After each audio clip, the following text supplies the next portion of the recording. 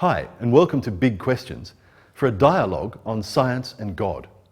Our dialogue partners today are Professor Peter Atkins, who is Professor of Chemistry at Oxford University and the author of 65 books, including 8 best-selling chemistry textbooks, which he also illustrates himself. Professor Atkins is a prominent atheist, and it's a pleasure to have you today. It's a pleasure to be here. Thank you. On the other side of the ring is Professor John Lennox, who is a Professor of Mathematics at Oxford University and also a Fellow in the Philosophy of Science at Green Templeton College here in Oxford. He has written 2 monographs in the OUP series, the Oxford University Press series, and over 70 peer-reviewed journal articles, and recently a book called God's Undertaker: Has Science Buried God? His answer is no, because he's a prominent Christian. And Professor Lennox, great to have you as well. Thank you very much. My name is Grenville Kent. I'm a Christian and a theologian, and therefore I guess I'm clearly on one side of this debate. Now, I'm not sure that an objective interviewer exists, but what I can do is to ask questions to both sides and to just really keep some sense of fairness in the time. And the way this will roll is we'll have a question will be given, we'll have about 3 minutes each to discuss it, and then we'll go to more informal discussion after that for a couple more minutes each. And there's one thing we're doing differently, and that is we're not putting any cuts in this program. We're shooting it live, as it were, on one camera. Now, the style of that may be not quite what you're used to, but you'll see the camera moving between the speakers. Cuts can, of course, hide edits, which can hide manipulation. And we just want to be completely open-handed and as fair as possible in the way that this all rolls. I hope you enjoy it. Professor Atkins, turning to you first, is there design in the universe or only apparent design? Well, if you're lazy and you just look around you, it looks like a tremendously well-organized and therefore designed environment. But if you think about it, you begin to see that you can explain what appears to be design by, in broad terms, evolution. And we're going to talk a lot about evolution quite clearly. And so if you are intent upon thinking and really want to understand the nature of the world, then you have to look back at the roots of what you see. You look at the vegetation, you look at the whole biosphere. And more deeply than that, I suppose you have to look at the laws of physics, which really govern the biosphere ultimately, and ask whether those have been crafted in some way. And then you have to say, well, what about the universe itself? Is there design behind the whole caboodle, the whole business of the universe? And as science progresses, it strips away the illusion of design and shows that everything I've mentioned, the biosphere, the laws of physics, and this is a speculation, we'll come back to the role of speculation later, the universe itself, none of it needs a designer to account for what we observe. It's only laziness that results in belief in design. Okay, thank you very much. Turning to you, Professor Lennox, how would you answer that question? Design or apparent design? Well, the first thing I would want to say is I don't share Peter's feeling that it's only laziness that perceives design. In fact, some of the brightest scientists that there have been were people who functioned on the basis that there was a designer. I do think that there is a designer, and I think science is part of the evidence for the existence of the designer. Indeed, as we look back at the history of science, and I've been enormously enjoying Peter's book, Galileo's Finger. Well, there was Galileo, who was a believer in God, and his belief in God and the idea that God had, so to speak, encoded science in the language of mathematics, far from hindering Galileo, was the thing that inspired him. So as I look back at the history of science, I see that the design hypothesis far from hindering science, was actually what led to its rise as we understand it today. You see, I think underlying this whole business, there's a confusion of thought that it's either design or science. It's either God or science. I don't share that view at all, because that's to confuse categories. God is, I believe, a personal creator. That is, he's an agent who causes the universe to exist. But science explains mechanisms, and the existence of mechanisms certainly doesn't provide an argument, to my mind, for the absence of an agent who designed the mechanisms. So the more science goes on, far from dispelling an illusion of design, it seems to me it increases the evidence for design rather than diminishes it. So it seems to me that the false alternatives that lie behind some thinking here need to be teased out. It's God and science, not God or science. Well, I can take up various points there. One is that the fact that ancient scientists were impelled by belief in God to do science is not evidence for the existence of God. After all, that religion also inspired great art. It's inspired great music. It doesn't mean that simply because people thought there was an entity called God and they believed in things like the Bible and so on, that there was any truth in it. You don't need an inspiration to be true in order for it to be inspiring. And when you also think about the history of science, then Galileo and Newton and Boyle and certainly Michael Faraday, all religious believers, deep believers, all impelled by science, but they didn't have in their grasp the advantages that we now have of modern science. They didn't know enough. They didn't have enough information to dispel, to support the view that you don't need a God.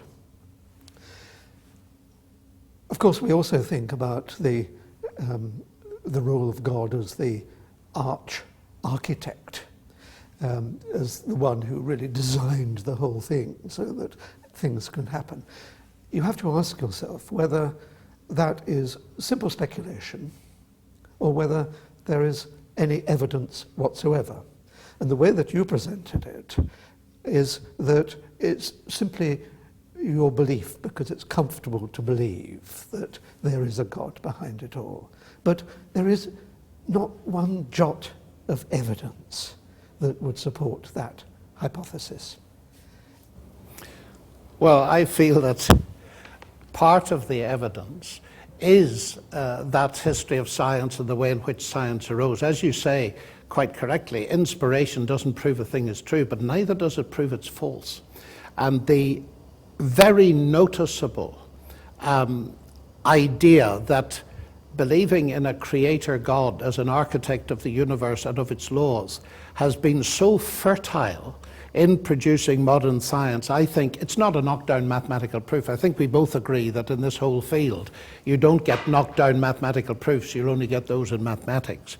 But it is evidence pointing in the right direction. Or the wrong direction. Or the wrong direction, but it seems to me it points in the right direction. And secondly, your idea that it is my belief that there is a God because it's comfortable to believe. I think the psychology of belief is a dangerous area, because I could equally argue that your belief in atheism, and it is a belief, is simply a comfort as well. It was, I think, one of the famous Polish Nobel Prize winners who pointed out that atheism is the opium of the people because it gives us the comforting notion that there is no God whom we'll one day have to meet. So on psychological grounds, Peter, I think you can argue in both directions. So I want to go to the heart of your question, is there any evidence? And to my mind, the biggest bit of evidence is the fact that we can do science at all. We live in a rationally, mathematically intelligible universe. And nothing in atheism, it seems to me, accounts for that, whereas everything in theism accounts for it. But you see, that's laziness coming in again. And we will How so? constantly come back to this laziness, because you say there's this complicated question, this very deep question. And the deep question in this case is why mathematics works as a description of nature. And you say, I'll just assert that there is a God behind it all. And that seems to me to be a terribly lazy way of approaching an explanation of the world. What I have to do as an atheist, as someone who does not see any evidence for God, is to say, can we get to the root of why mathematics works? And it's a real question, I don't deny that, and it's a wonderful question. And science is not yet able to answer it, but it is working towards it. So millimetre at a time, rather than taking this giant lazy leap to say, we won't understand why there is a mathematical description of the world, it must be a God. That seems to me to be the laziness in the extreme. Well, I can't speak for everybody, Peter. I mean, there may well be people that say, well, I can't explain it, therefore God did it. But I don't think I'm doing that at all. What I'm saying is the very doing of science, as science increases, is a pointer to me that the rational intelligibility of the universe has a ratio, has a mind behind it. But that's not a science stopper. That doesn't stop me investigating in every way possible. But you see, it's such a complicated view. I like to take the view that you should start from a simple explanation. It's a Ockhamist view, William of Ockham, saying that, you know, don't add hypotheses. Try to get away with the simplest possible explanation. So I, as a scientist, I, as an atheist, say, I want to see whether a minimal assumption of maximum simplicity can be deployed to account for everything that can be known and is known. And I will add to that bony skeleton of a hypothesis flesh, only if flesh is shown to be needed. And I think God counts as flesh. And if science can show that there is nothing that cannot be explained by not invoking, without invoking the hypothesis of God, then that there is no need to impose God on the explanation, except through sentiment and all the other things that drive religious belief, like fear of one's own annihilation, worrying about the origins of morality, worrying about how people would behave if they thought there was no God. All that sort of stuff is jam on my toast. We'll come to the jam later, and it's a very interesting comment. Can we get down to a specific, perhaps, piece of toast?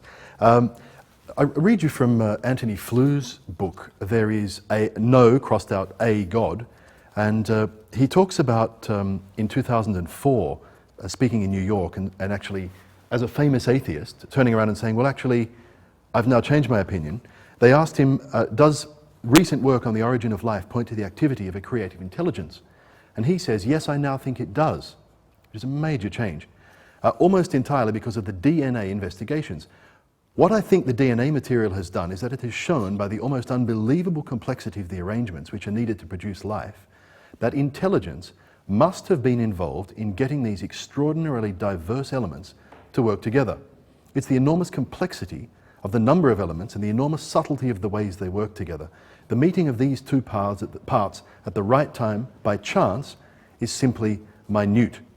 And so he founds his belief in God, although to my knowledge he hasn't yet said which kind or who, on that belief. Is that a rational basis for belief? Well, he's a philosopher, and philosophers don't really understand the nature of the world. I mean, scientists understand the nature of the world. I've alluded on another occasion to the difference between philosophers and scientists, that scientists are optimists. They think that there is going to be an explanation, and they're driven not necessarily by belief in God, but they're driven because of their belief in the likelihood that a rational explanation will be observed. Philosophers, I'm afraid, are pessimists, because they are always putting the brake on knowledge by saying that this is not the sort of question to ask. We can't expect an answer to this kind of question. We're human, we're trapped in our human carapace, and we can't break out of it. And so they are the pessimists. And so, of course, worst of all are theologians, because they add obfuscation. And so philosophers have to come along and strip away theological obfuscation, and then scientists come along to give the real answers, the believable answers, the evidentially based answers to questions, and therefore the reliable answers. Now, Flu's remark there shows a total lack of understanding of the power of evolution and its mechanism, which is largely natural selection. It's an extraordinarily powerful way of permitting, I use that word advisedly maybe, permitting change to take place by random exploration. Some of those random explorations end up in the organism's death, because we call them disease. But some of them enable it to survive just a little bit better and go on to replicate themselves. And so we have that story of the gradual accumulation of complexity that evolution enables. And even though DNA is the most complex molecule that we know, there's no reason to suppose that it cannot have been developed by simple chemical processes, amplified and welded into the environment and propagated by evolution and natural selection. So complexity, even awesome complexity, can arise by chance, by seeming chance. And the root of evolution is chance, but a happy accident sometimes leads to greater survivability and greater reproducibility. And so complexity gradually grows. There's nothing mysterious about DNA, and to assert that an intelligence must have lain behind it is simply the musings of a senile philosopher or the meanderings of a lazy mind, I'm afraid. Okay, thank you. Would you like to respond? I would, I'd love to. I wouldn't be as hard on philosophers and theologians as Peter. Perhaps he's had a bad experience of them, I just don't know. But certainly I don't think that all of them reject evidence-based thinking, certainly not in my experience. And in my contact with Anthony Flew, which was relatively recent, I don't think his thinking is the result of a lazy mind or a senile mind at all. What strikes me about this is... It is the result of someone not understanding molecular biophysics. No, I'm not convinced at all by that, for the following reasons, that DNA is not a product of evolution, because evolution assumes that there exists a mutating replicator. But the origin of that mutating replicator is a completely different thing. And I'm sure, Peter, you're aware that Darwin's theory does not cover that at all. We're talking here about the origin of life itself. And it seemed to me that what you were talking about was what happens when life gets going.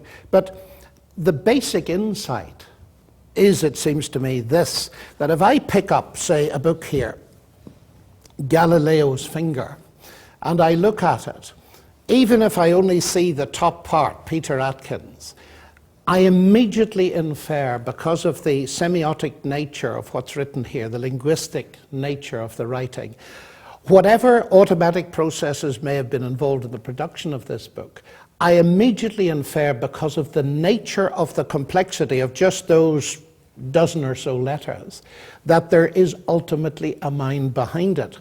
And therefore, I do not think it unscientific to make that inference when we look at DNA. This is Paley's watch argument.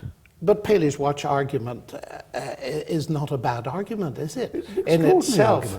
It's extraordinarily accurate, it seems to me. It's the laziest argument in science. But it's not lazy. Peter, what is wrong with me taking your book and inferring an intelligence behind it? Is that not a rational argument? That's not lazy. Well, I hope in this case it's true. Exactly. Sure. And the interesting thing is this, that's quite simple as you look at it. Yeah. But I have to postulate you, who are much more complex than this, as the author of that. That's the only explanation that makes sense.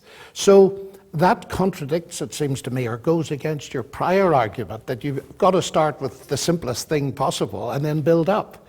It seems to me there are certain things in science that science has revealed, by the way, that indicate, point towards a mind. You see, if I have the choice between a mind as the ultimate origin of DNA, whatever mechanisms come in between, and randomness, as you say, chance, it seems to me there's no contest. The more scientific thing is that a mind lies behind it, not pure chance. No, it's not the more scientific thing. Because you're implicitly imposing purpose on the emergence of an entity. No, I'm saying it indicates purpose in the way in which it emerges. Well, it's pointing that direction. But there is lying behind your remarks a view that somehow or other purpose comes into the game. That's right, as it does when I see the cover of your book. Yes. Would that not be unreasonable? Absolutely, but there are differences between a book which is clearly the creation of a human brain and the even more complicated DNA. Oh yes, and a rock certainly, but the difference between a rock and DNA lies in the nature of the complexity of the two. They're both complex. But there is no purpose behind the emergence of DNA. But that's your belief. Yeah, but that's your faith. It is a more fundamental belief. And if I can account for the emergence of DNA can you? Let me finish the remark. If I could account for the emergence of DNA without requiring there to be a purposeful intention behind it, then that to me indicates that purpose is not necessary. Now, in this instance, a strip of DNA, I mean, our DNA is several meters long and of great complexity. So as you describe very well in your book, by the way. Even the DNA of a cockroach is very, very complicated. So let's not talk about ourselves, let's talk about cockroaches and things. Or just DNA. Or DNA. I'm not asserting, and no one ever asserts, except the creationists who really don't understand it any more than someone like Anthony Flew understands it. No one asserts in their right mind that a strip of DNA suddenly occurred out of nothing.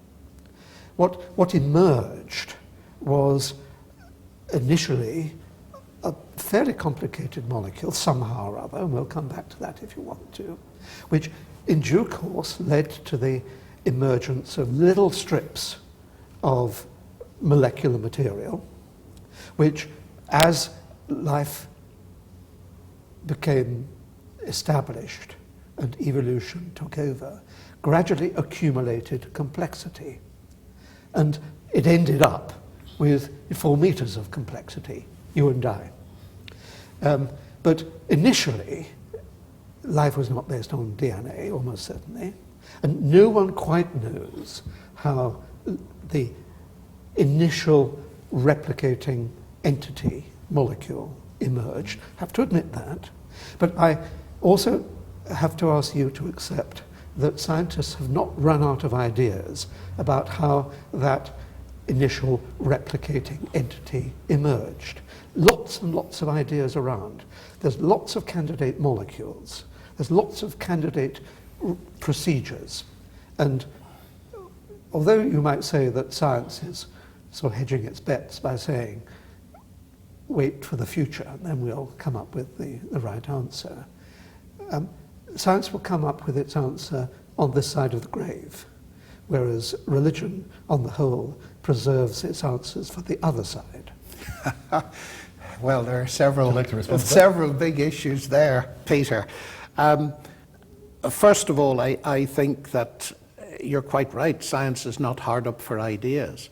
But the developments over the last 50 years since the discovery, or more than 50 years now, since the discovery of the double helix in DNA, I would have thought indicate more and more that postulating, as well as various mechanisms, molecular mechanisms and so on, postulating a mind is much more rational today than it was in the days before we knew anything about DNA. Laziness again. No, not at all, because it's not an either or.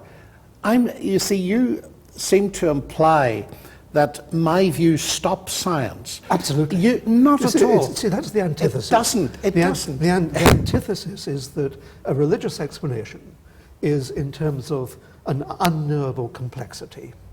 That is the mind of God, if you like. Whereas a scientific explanation is in terms of a knowable simplicity. But you're presenting them as alternatives. Clearly they are. But they're not alternatives. An unknowable complexity is clearly an alternative to a knowable simplicity. But half a minute. The unknowable, and of course that's your assumption. I believe God can be known, so I don't grant that premise for a start.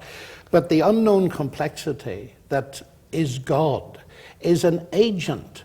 When Newton discovered gravity, he didn't say, marvelous, I now know how it works, therefore I don't need God. In fact, he praised God to such an extent he wrote the most brilliant book, and I think we both agree, the Principia Mathematica is the most brilliant book that's ever appeared in science. The word God doesn't appear in it. No, but it does, in the sense that on the dedication, he suggested that he hoped that this book would persuade the thinking man to believe in a deity. His science was not pitted against his belief in God.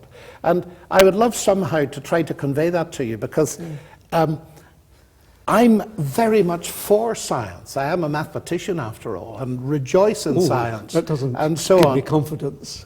Well, I notice your praise of mathematicians in your book here, and Galileo wasn't a bad one either, and Newton and so on.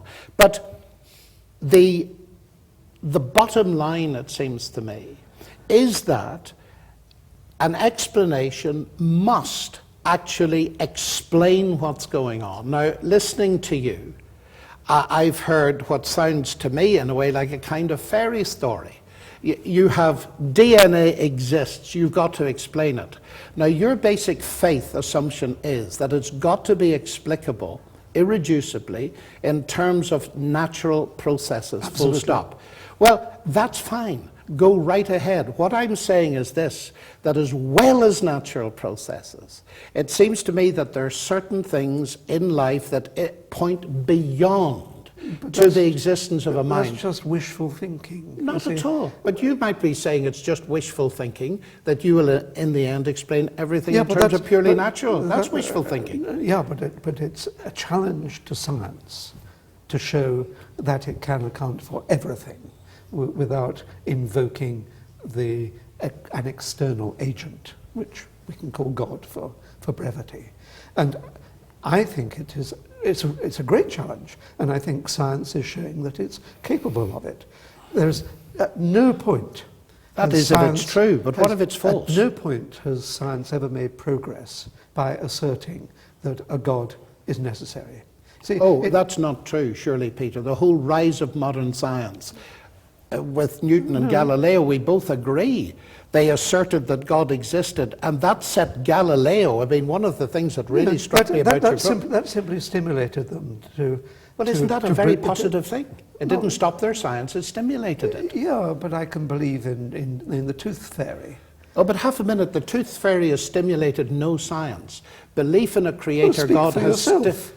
Well, I might have been... All right, I will speak for myself. Yes, when I was a child, I might have thought, well, the tooth fairy can do something or other, do magic. I'm going to see if I can do magic. That led me into being a scientist. I think God is just an institutionalized... Are you saying that's what happened to you? I'm pretending that. Oh, right, okay. So God is just, if you like, an institutionalized tooth fairy, no more than that. But that's actually nonsense. That's a delusion, it seems to me. God is far from an institutionalized tooth fairy, because there is evidence for the existence of God. There isn't. There is not one jot of evidence. The only evidence there is failure to come to terms with the prospect of one's own annihilation, fear. What else?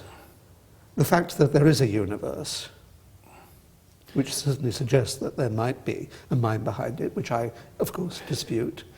Nothing Wait a else. minute. There is a universe that suggests there might be a mind behind it. Yeah, You accept that? Well, No, that's one absolutely. pointer then in the right direction. Yeah, true, but I would say that to accept that there is a mind is throwing in the scientific towel.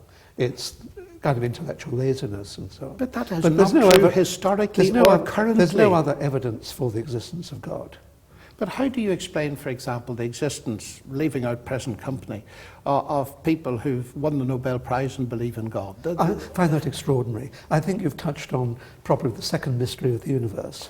The first mystery is where it all came from, Yeah. and the second is why seemingly intelligent, well-informed scientists can still believe in the nonsense that theology But Peter, and belief in God they would represent. claim, as I would claim in my much lower level... See, they're incomplete scientists. No, they're not incomplete scientists. I get the impression from reading what you write that you think science can solve every problem, that it's limitless. Absolutely.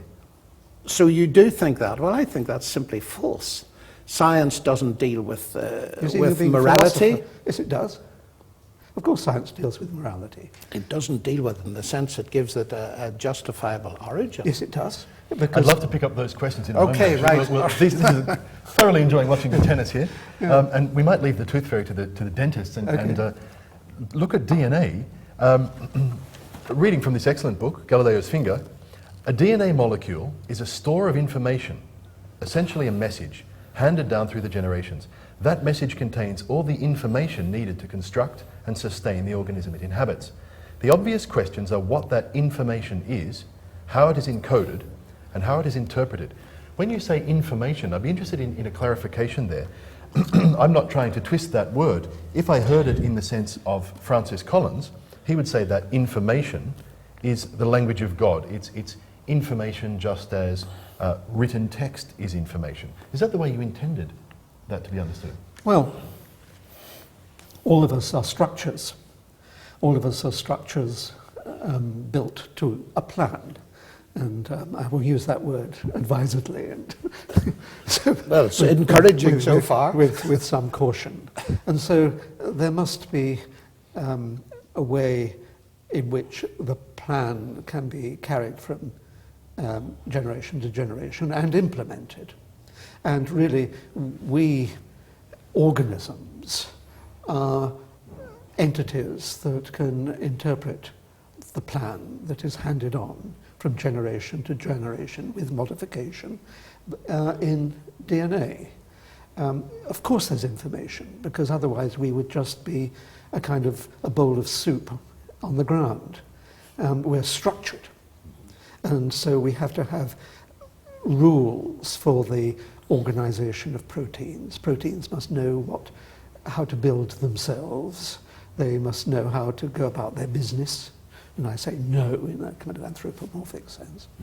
And so structures need to emerge from, if you like, the food that we ingest. So the food that we ingest simply has to be dismantled and then reconstructed so that the organism can thrive and then, in due course, in many cases, go on to reproduce. So information is really structural information. The question my follow-up question to that, and let me give you 3 minutes to have a clear go at that, is: does information require intelligence, or can it arise by other means? Well, there's a suppose there was only vegetation on Earth, no animals, no brains, in other words, and no overt intelligence. And I'm using intelligence now in the sense of things with brains. I'm not using intelligence in the sense of a cosmic intelligence behind it all. So just simple, straightforward intelligence. So if the world was inhabited only by corn, there would still be information enabling the corn to have emerged from the seed and to undergo modification and reproduce to give different sorts of corn. So there's information everywhere. So you don't need intelligence to identify it. Well, you need, I suppose, intelligence to identify it. It can exist without intelligence. It can exist without having been caused by intelligence? Well, if we just stick to this world of vegetation, this brainless world of vegetation, then there is no intelligence embedded in that. But that's begging the question as to whether the whole thing was caused by yes, intelligence. but I did say I was using intelligence in two different forms. And so if we trace back that cornfield to the original replicating molecule, whatever that was, there was no intelligence of this, let's call it secondary kind, the kind that we possess, along the whole of that evolutionary story. So, but there was information at every stage, and information was being modified and interpreted at every stage. So, in terms of intelligence type 2, that certainly is not necessary. Then, of course, we have to consider intelligence type 1, cosmic intelligence, designer intelligence, some kind of Gucci Armani intelligence behind it all. Why should there be? I know that John will be saying, of course, the fact that we are ourselves intelligent probably stems from the ultimate cosmic intelligence type 1. But there's no evidence for that. It's only speculation. And speculation without evidence seems to me to be empty. So, intelligence type 1, not one iota of evidence for it. Even the fact that we're here, even the fact that we're pretty good mathematicians, even the fact that the universe is comprehensible, all these are very deep and interesting questions. None of these requires there to be intelligence behind it all. All of it could have emerged by accident of birth. Thank you. Okay. Professor Lennox, let me give you the same question. Does the existence of information in the natural world imply or necessitate a mind behind it? Oh, I think it does, and I certainly don't think it could emerge by accident of birth. I think if one wants to believe that, one can, but one is going way beyond science, and I don't think there's a shred of evidence for that either. The world of corn, if we have a world of corn, there is the DNA that encodes this information. And one of the things I find very fascinating is that information itself is not material. It's a very abstract concept, and I'm almost amused that we've lived now to the stage where one of the fundamental concepts that is used not only in biological science is an immaterial concept. And irrationality, in my book, doesn't give rise to rationality. The burden of proof is on those who claim that it does. The evidence of the existence of DNA, of the human mind, of the ability to do mathematics, the latter goes way beyond anything evolution can account for.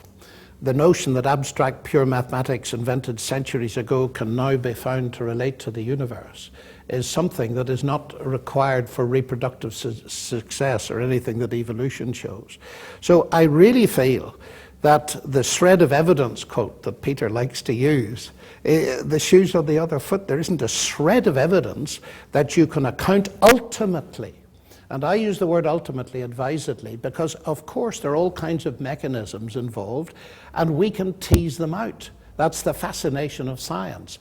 But the whole endeavor seems to me to have a big pointer, and it points towards an ultimate intelligence. And part of the fun of science is thinking God's thoughts after him. It's not a science stopper, it's a science encourager. Well, I mean, I disagree with so much of that I've almost forgotten what points I wanted to attack. I think I will come clean. I think the deepest question of existence is where it all came from.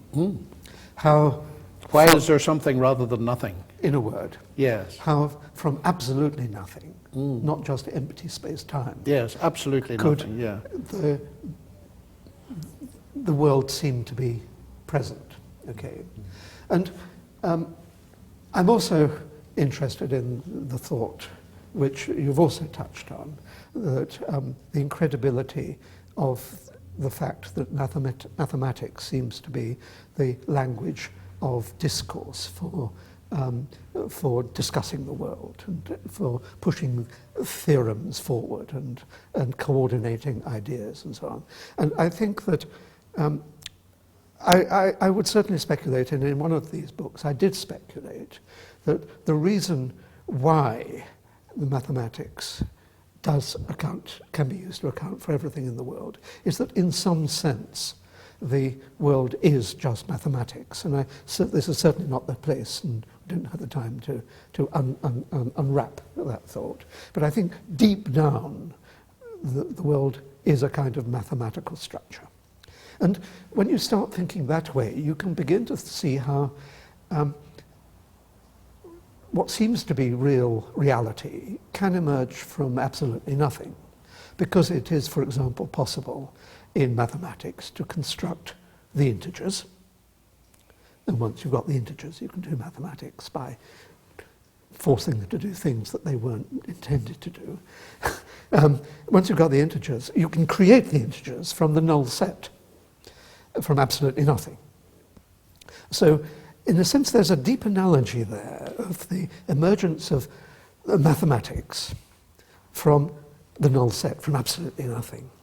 Just as we are troubled by the question of the real world emerging from the void. And although I'm now speculating far beyond the domain of current science, it may give a hint that science will be able to account for the emergence of the world from absolutely nothing. And it's also conceivable that in a sense, just as mathematics can tumble out of nothing without intervention, so the reality of the world can also tumble out of the void without intervention. Let me conclude that remark by I've now remembered what I wanted to say, although it's sort of a kind of a fleeting thing that is hard for me still to grasp, and it's escaped me entirely again. So go on talking among yourselves. Okay. Well, let me come back at this. Question, yeah. Yes, let me come back at this. You see, what I find intriguing about Peter's answer is mathematics doesn't come tumbling out of absolutely nothing. The concept of the null set is not absolutely nothing. And it takes a creative mind to develop the mathematics out of what he calls absolutely nothing. So the analogy would be that the universe can, by a creative mind, be created out of absolutely nothing. That's point number one. Point number two is The universe reflects mathematical structures, but I think we want to realize that mathematics doesn't cause anything. Newton's laws describe what will happen. They don't cause motion. And it seems to me that's a profound mistake that I see in a number of books, as if mathematics could create the universe. I mean, 2 + 2 = 4, but that never put £4 in my pocket. It doesn't create anything. And I would go back to the fact that I agree with Peter. On the basis of a naturalistic science, it is a vast mystery of how we have this universe. And I would go further than that, and I say that the only answer to it that makes sense to me is... No, just a minute, I'm not finished yet. We can explore the mechanisms as much as we like, but our explorations and the very way we do them is, as a totality, pointing towards a mind behind them. And that didn't hinder science in the 17th century, and it needn't hinder science now. I think the point is this, that again, it's a fundamental confusion that lies at the heart of our discussion.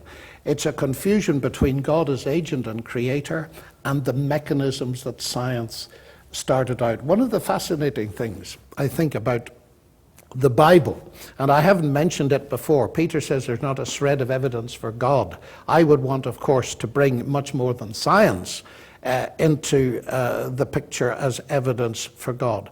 But the Bible actually encourages science. According to the story in Genesis, taxonomy, giving names to things, was encouraged by God, and all science is involved in giving names to things.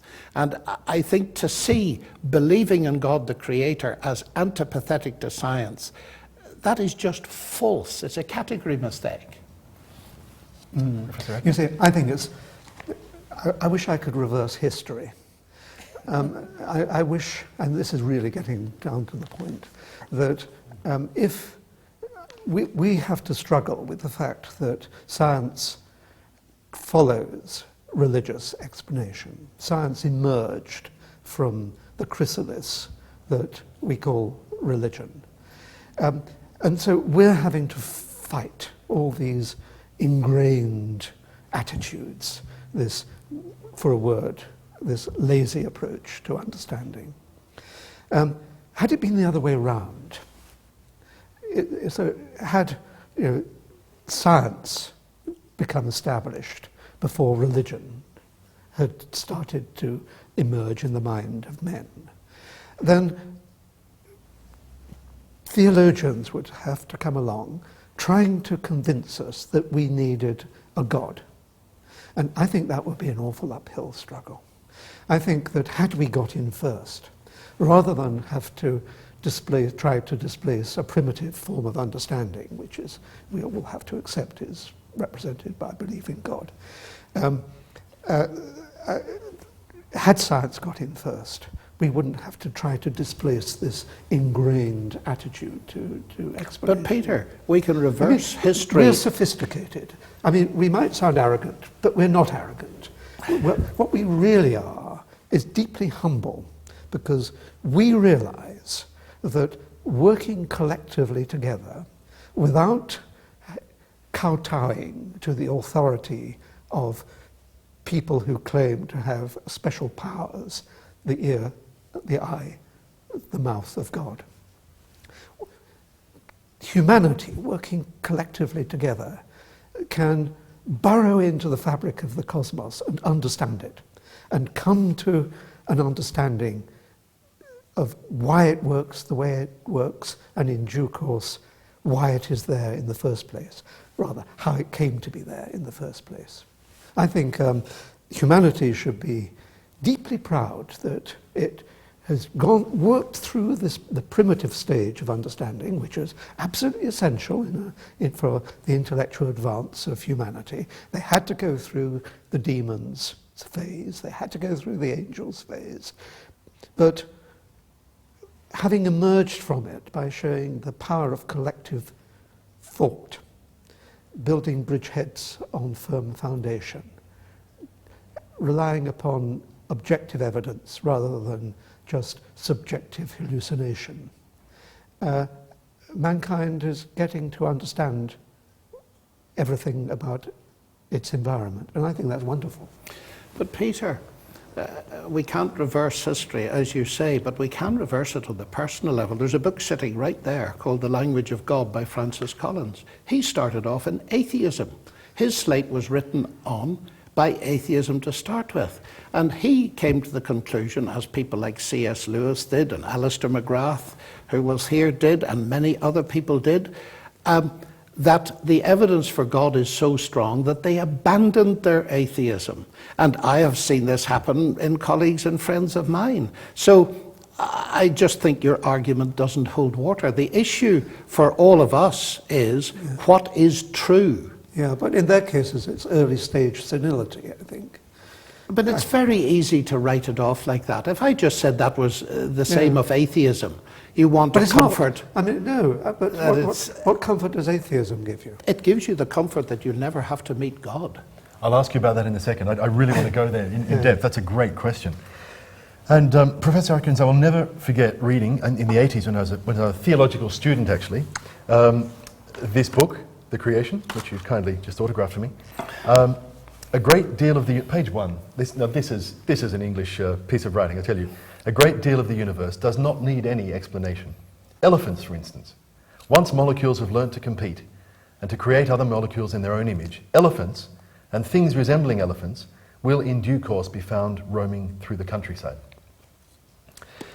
Can I ask you, and I've wanted to for a long time, is that a little bit like saying once the letters of the alphabet have appeared and learned to compete and create words and lines and sentences and rhymes, Shakespeare plays will in due course be found on the bookshelf? No, not at all, because putting letters together, as we heard earlier, requires an intelligence. Letters don't compete against each other. Words don't compete against each other for survival. So there isn't the same sort of evolutionary pressure on literature as there is in the organic world. So that sort of analogy is completely false.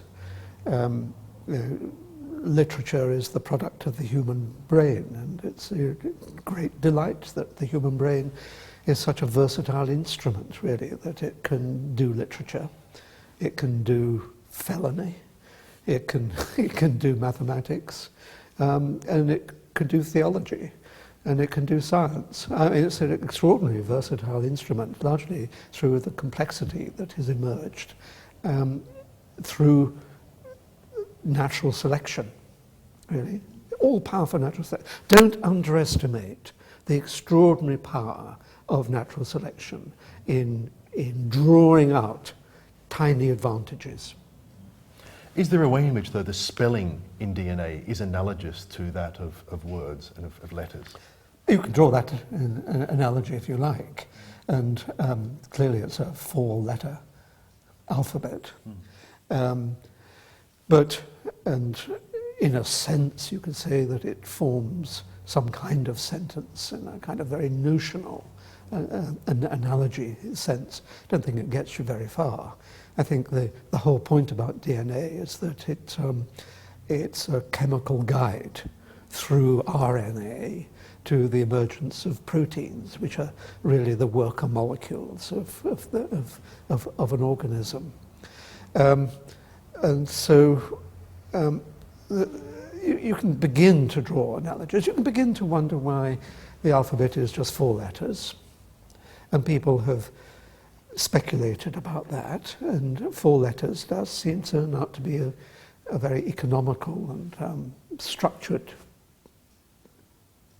choice. I was going to say, I hesitated to say choice there because I knew that someone would jump on me. But we have to use anthropomorphic language, and otherwise what we're saying just gets too long-winded.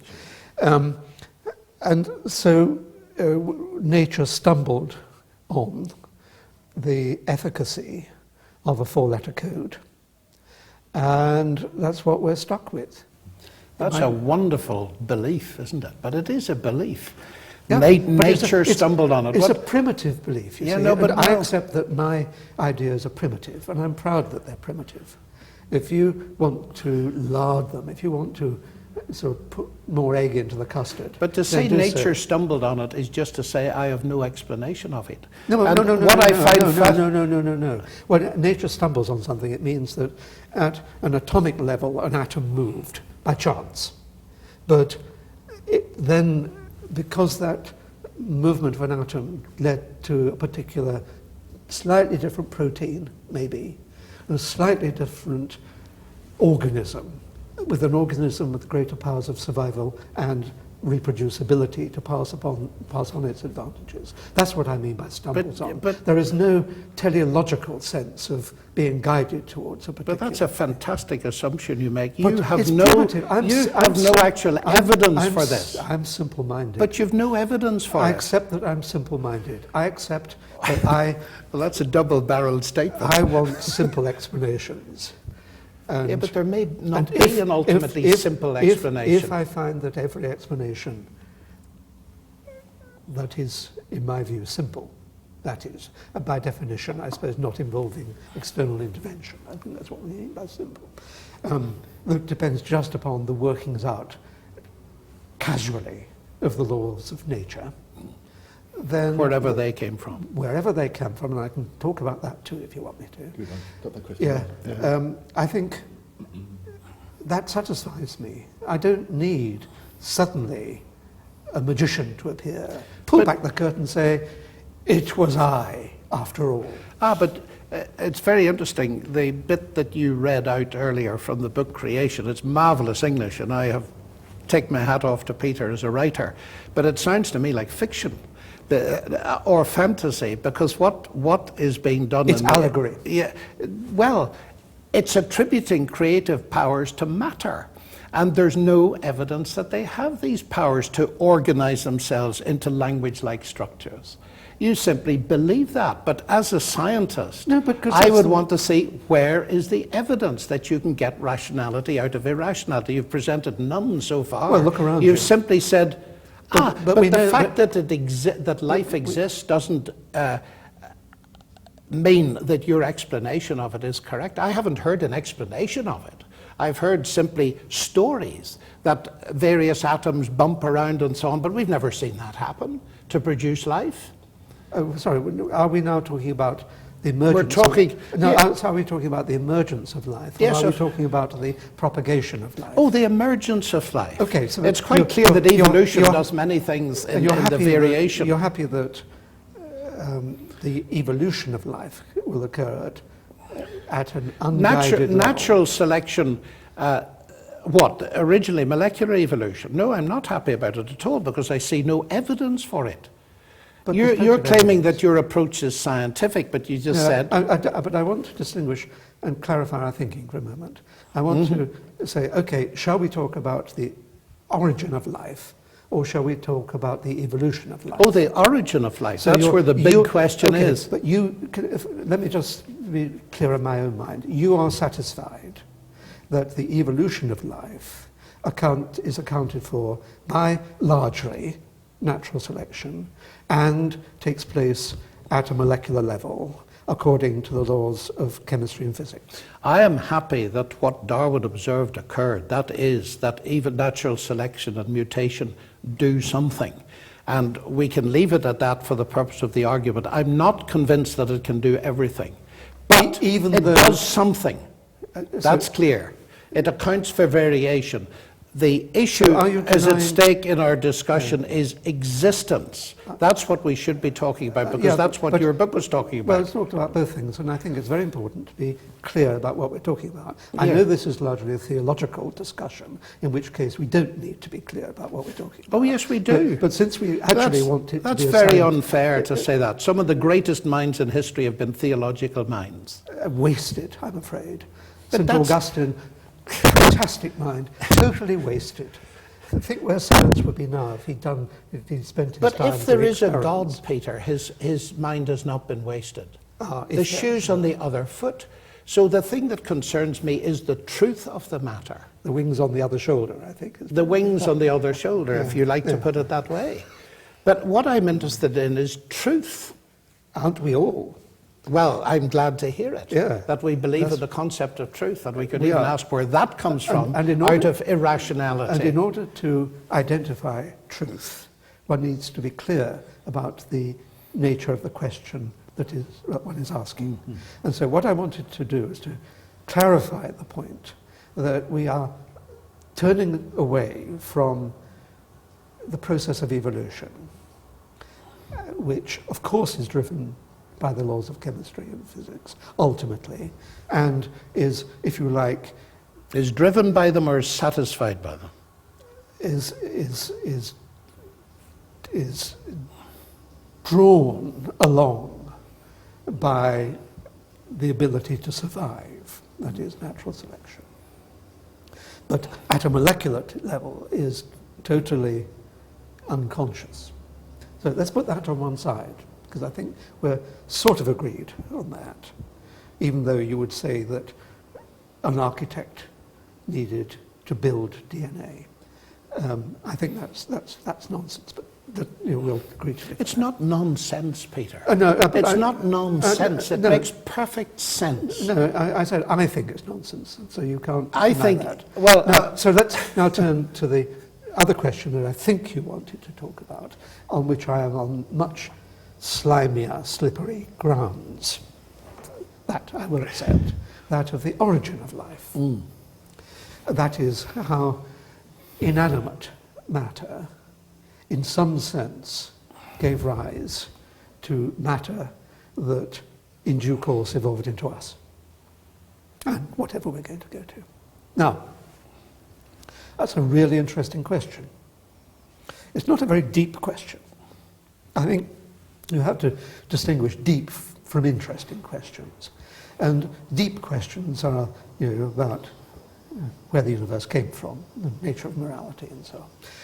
Interesting questions are much more numerous than that, and they include how can a simple series of chemical reactions taking place in an unguided way result in a molecule capable of its own replication?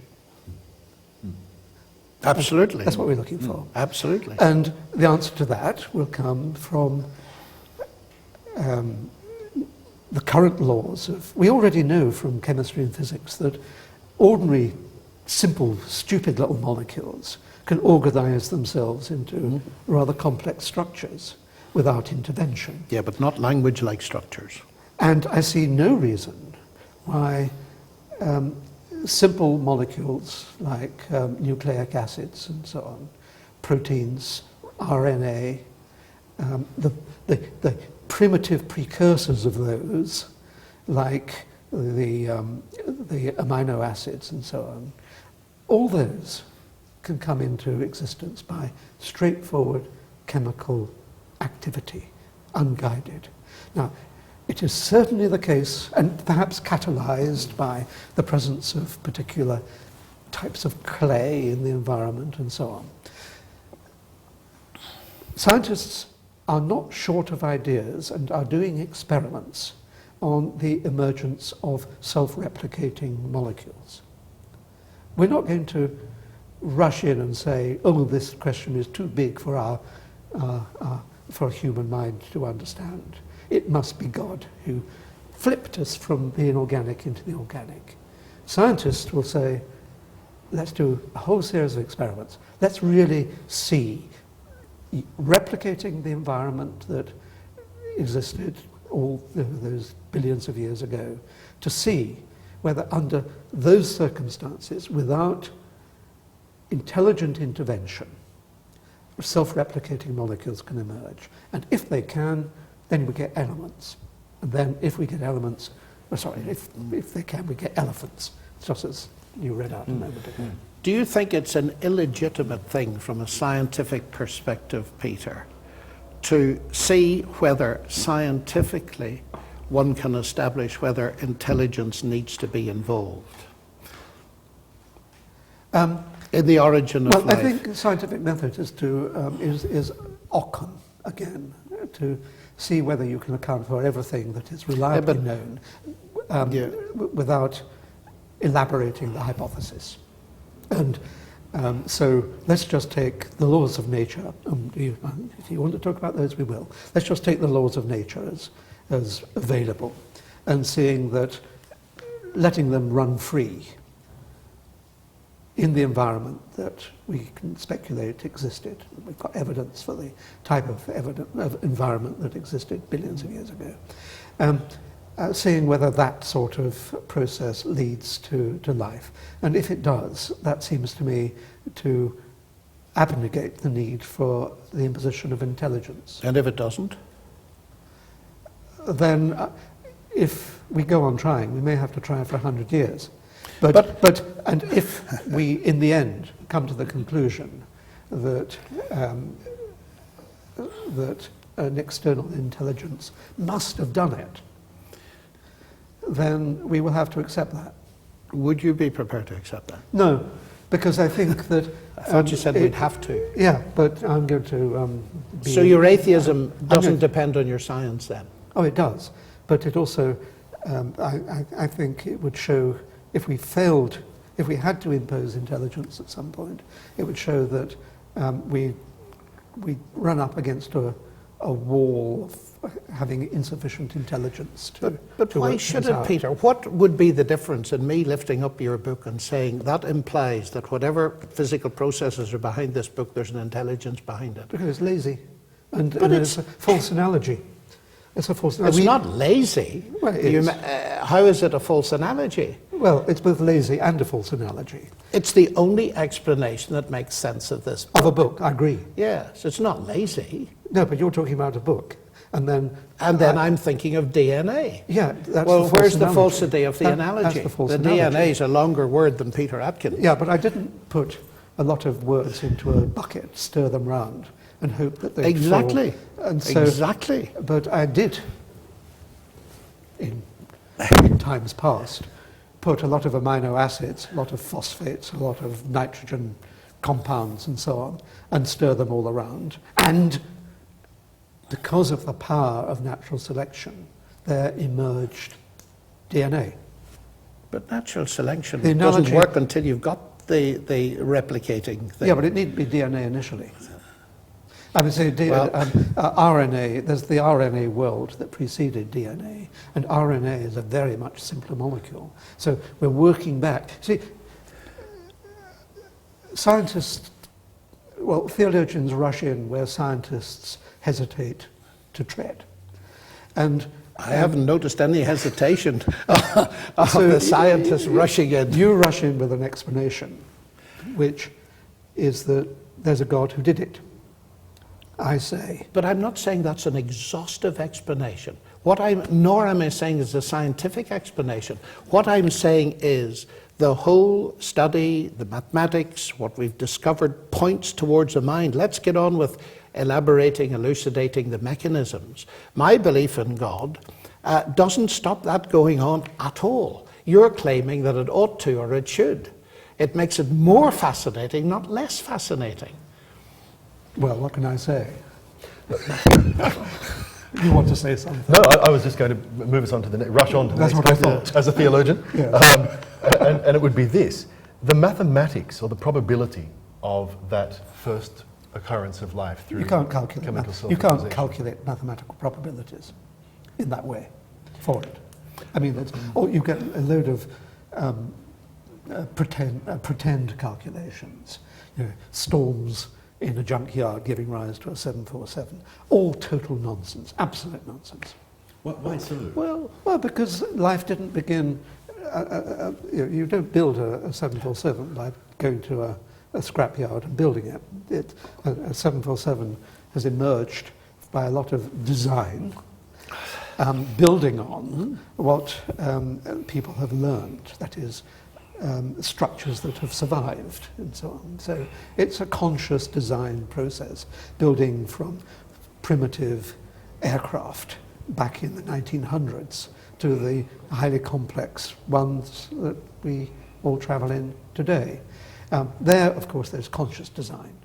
And we have to accept that there is conscious design in the universe, and most of that conscious design is due to the activity of human brains.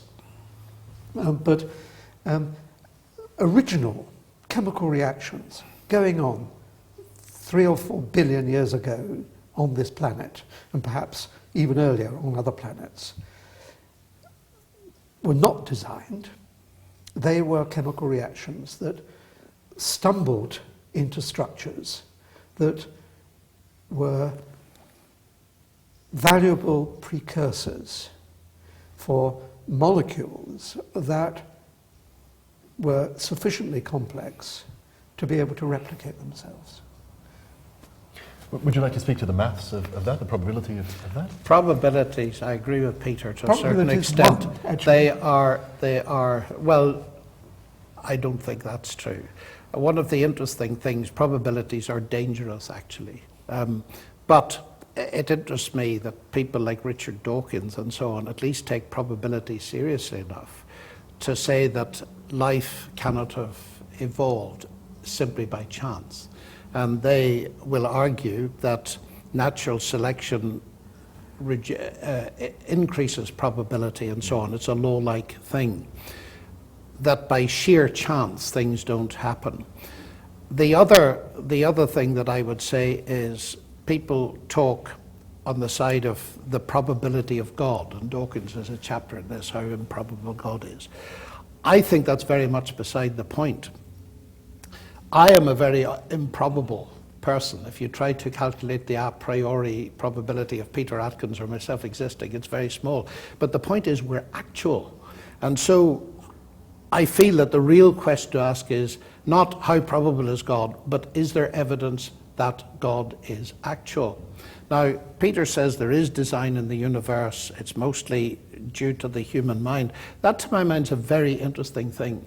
He expects me to believe that nature stumbling through all these processes for a relatively limited time of 4 billion years or so on How many Earth, generations? yes. And current generations. Has stumbled on the very thing that does the designing, you see. And I find that simply a fantastic belief. But I can see that if you're a materialist, in your philosophy, you have to believe that. I don't have to believe it because I think materialism is false. And I think the very fact that we can do science is evidence that it's false. One of the very interesting things I read recently was, I think it was a book by John Gray, who's no sympathy with Christianity that I can see. But he points out that the very concept of truth, that you cannot get that from evolutionary processes because evolution serves reproductive success, not truth. But here are Peter and myself, scientists, if you'll allow me to be one for a moment as a mathematician. We believe in truth. Now it seems to me that is something that goes way beyond what the kind of description we're getting from Peter can deliver. Let's go to another question. Thank you both for the vigorous treatment of that one. 4 laws that drive the universe might be an obvious place to kick off a discussion, and perhaps we'll ask you first, Professor Atkins. Do laws necessitate a lawmaker? No. Laws are our summary of experience. So usually, most reliably, in the laboratory, but not necessarily. So laws are just summaries of experience. And they emerge not because they are God-given, whatever that means, but because they are our observations of how an entity, be it an electron, be it a giraffe, finds a way of behaving. And it's slightly obscure remark, I think, but the best laws, I think, are laws that we can express mathematically. And I think there are some wonderful mathematically expressed laws, like Newton's laws of gravitation and so on, Einstein's general theory of gravitation, general theory of relativity. But they are symbolic ways. Those mathematically formulated laws are symbolic ways of summarizing observation. And so, if you like, an electron behaves. Well, let me give a more precise example of that, which comes to mind. You know, a simple law of nature might be that light travels in straight lines.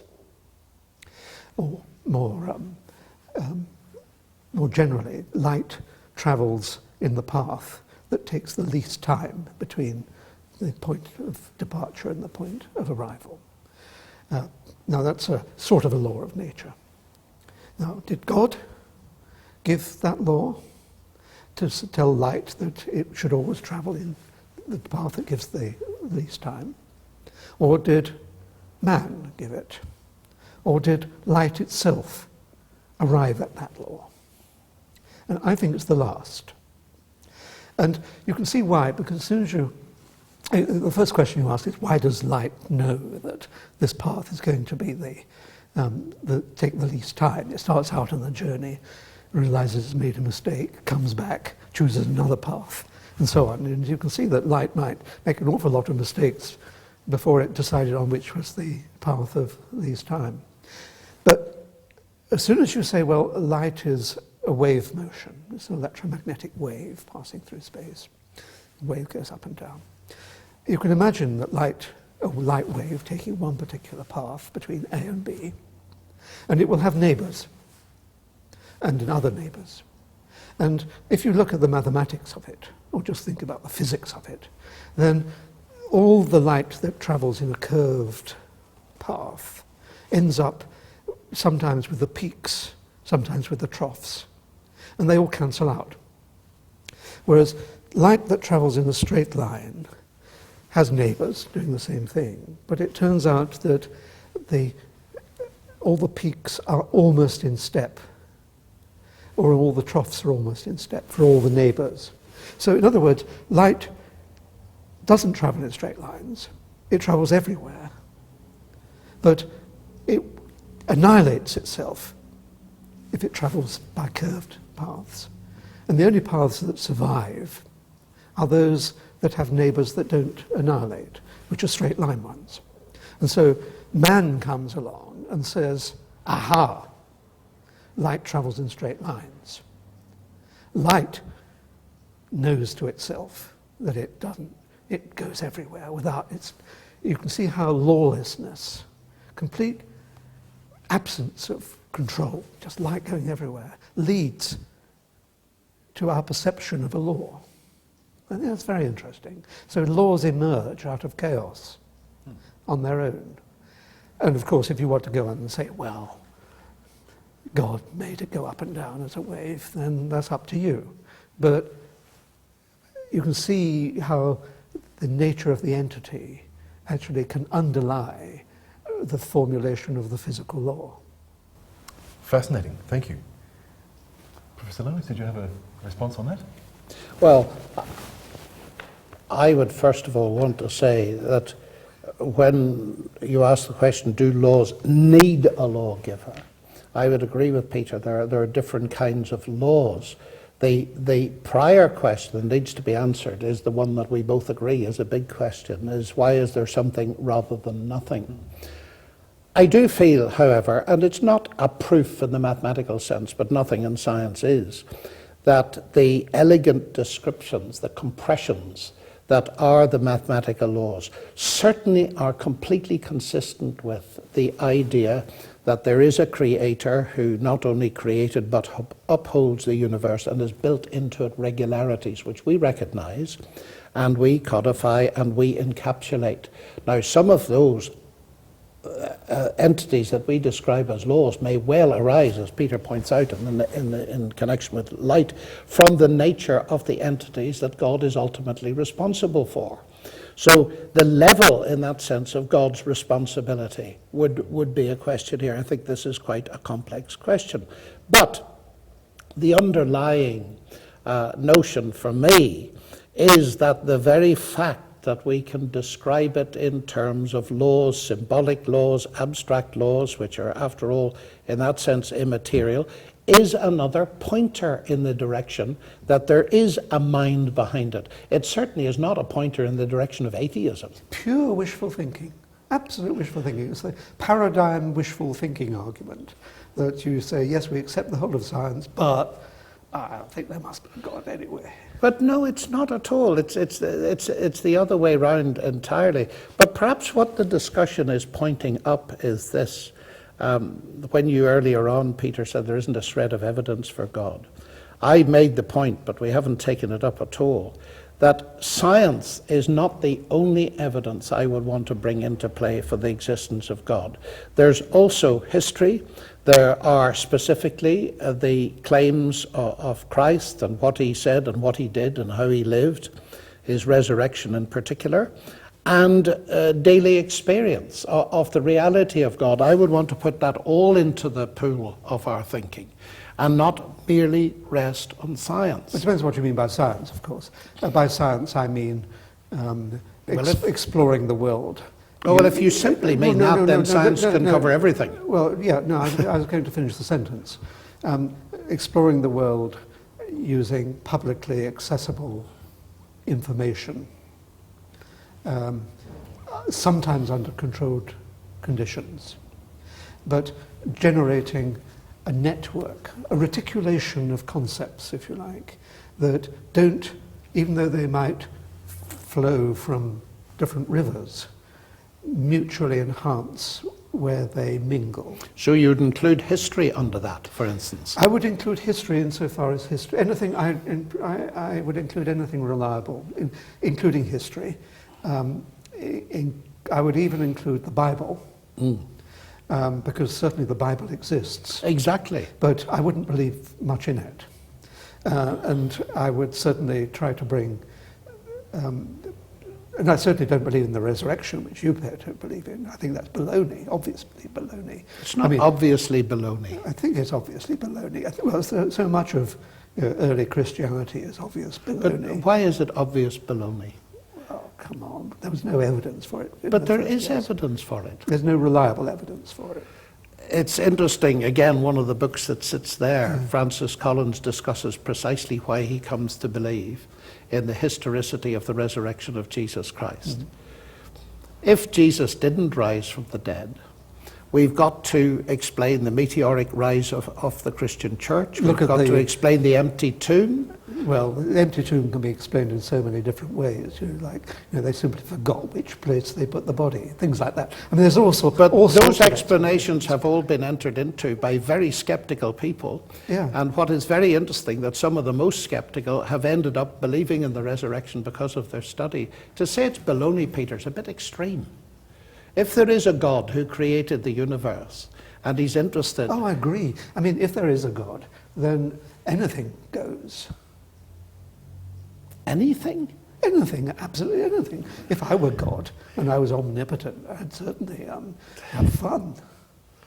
Well, perhaps one of the fun things God did was to create the universe that you're delighted in exploring. I can accept that if there is a God, then anything can happen at all. And it's such a loose concept that, that is why I feel that science is not enough. If there is a God, then it wouldn't be surprising if he revealed himself. Just a moment. Let me finish this time. The biblical claim, and the reason I'm a Christian, is because I see evidence that God has revealed himself, particularly in Jesus Christ, in history. And secondly, that God can be experienced. And as I look, and I don't want to be by fooled. hallucinations and things like that? Not by hallucinations. That's a theory that won't wash at all. You say 500 people saw him at once. 500 people don't have hallucinations. Oh, yes, they do. And it's called mass hysteria. But wait a minute. The psychologists point out in connection with those documents that people never see in hallucinations things that they're not expecting to see. No one expected Jesus to rise from the dead because no one believed in it.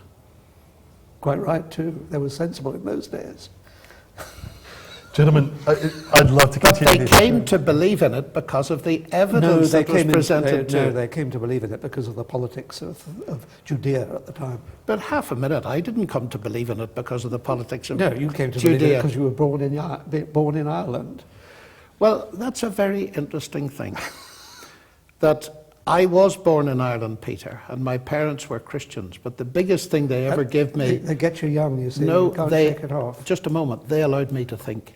And my parents, contrary to many parents in Northern Ireland, were the people that gave me atheist books to read as a teenager so that I could come to my own mature decision. Yeah.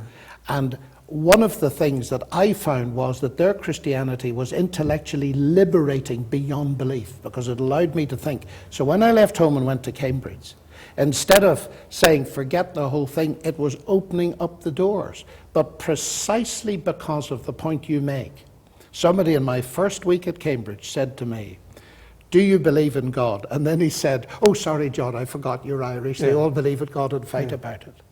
That was a decisive point in my intellectual journey. In Cambridge, I decided on that day that what I'd like to do is get to know someone who doesn't believe in God, who's never been to church, whose parents don't believe in it. And I've been doing that ever since, comparing the two worldviews. So I would want to say, yes, absolutely. I had a very positive experience of Christianity in Northern Ireland, which was very unusual, I discovered subsequently. My parents were Christian but not sectarian. They allowed me to think.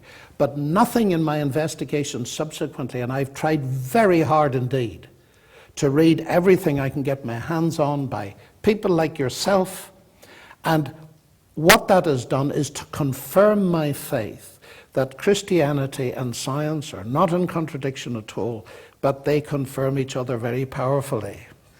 To wrap this up, and we're out of time well before you're out of ideas or I'm out of questions, can we come to the very personal question? And can I ask you both, what is the emotional payoff? What is the emotional attraction of your position? As you experience life as an atheist, as a Christian, what's the reward in a sense?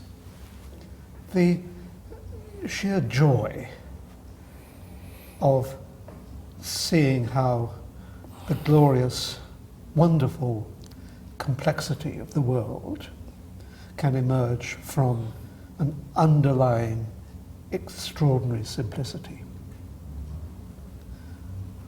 Can I ask you a few more specifics related to that? To make that more complex as well. Yes, Occam might not like it.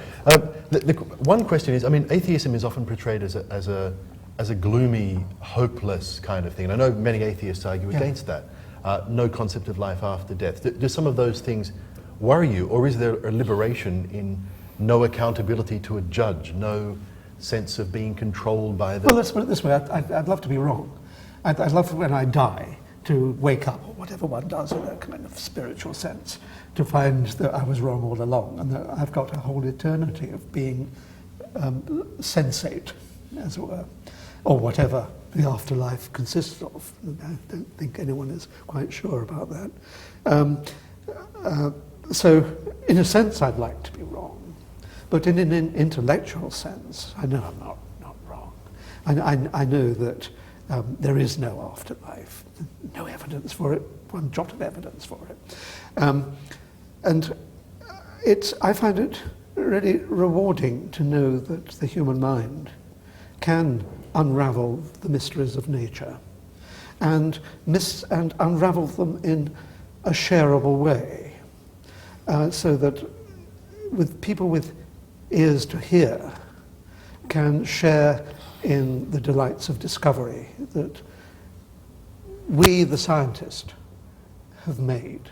I mean, science, the scientific method is just a straightforward, simple method. I mean, it should have been discovered thousands of years ago.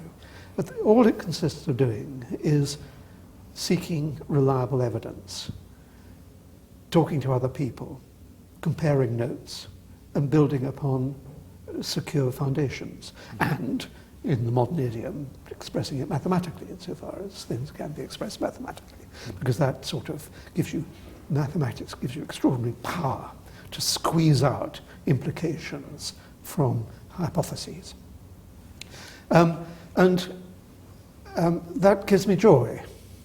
And I certainly, the other sort of joy you get is the realization that this is one's only life.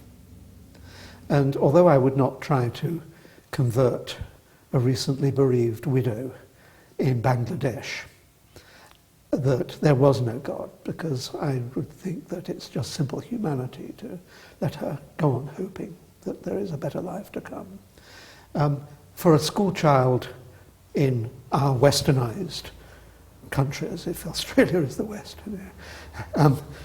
then it would be, I think it's a sense of liberation for them to realize that the hocus pocus of religion is false and that they can get deeper joy, more meaningful life from the truth that the scientific method reveals. Thank you kindly.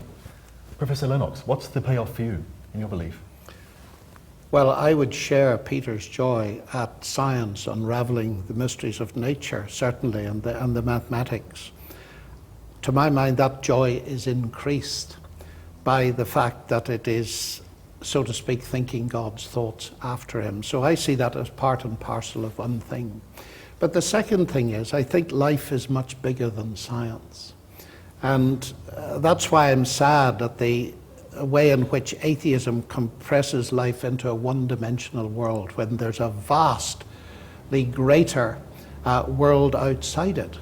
Because God is real and alive, I believe that the evidence shows that Jesus Christ is the Son of God, and certainly the resurrection as a central fact of history for me is something that has played an extremely important role, because I believe there is strong historical evidence for it, otherwise I wouldn't be a Christian for a moment.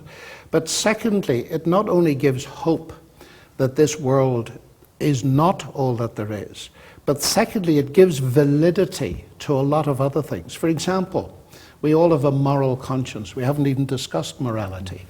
I find it impossible to give any explanation of why there are moral absolutes without God. But far more importantly, even than that, is that I do not believe our moral conscience is an illusion. Now, if death is the end, then it is the fact that the vast majority of human beings in the world will never see justice. They don't get it in this life, and there's no afterlife in which to get it. But I believe that one of the evidences for God is not only the rational intelligibility of the universe, but its moral intelligibility. And therefore, We've just had a cut due to technical issues, but at least we've told you about it. And we're going to wrap up now with a 3-minute summary from each presenter. And the question is, we'll start, Professor Atkins, with yourself. What's the emotional payoff or the reward of your position, of your belief? Joy.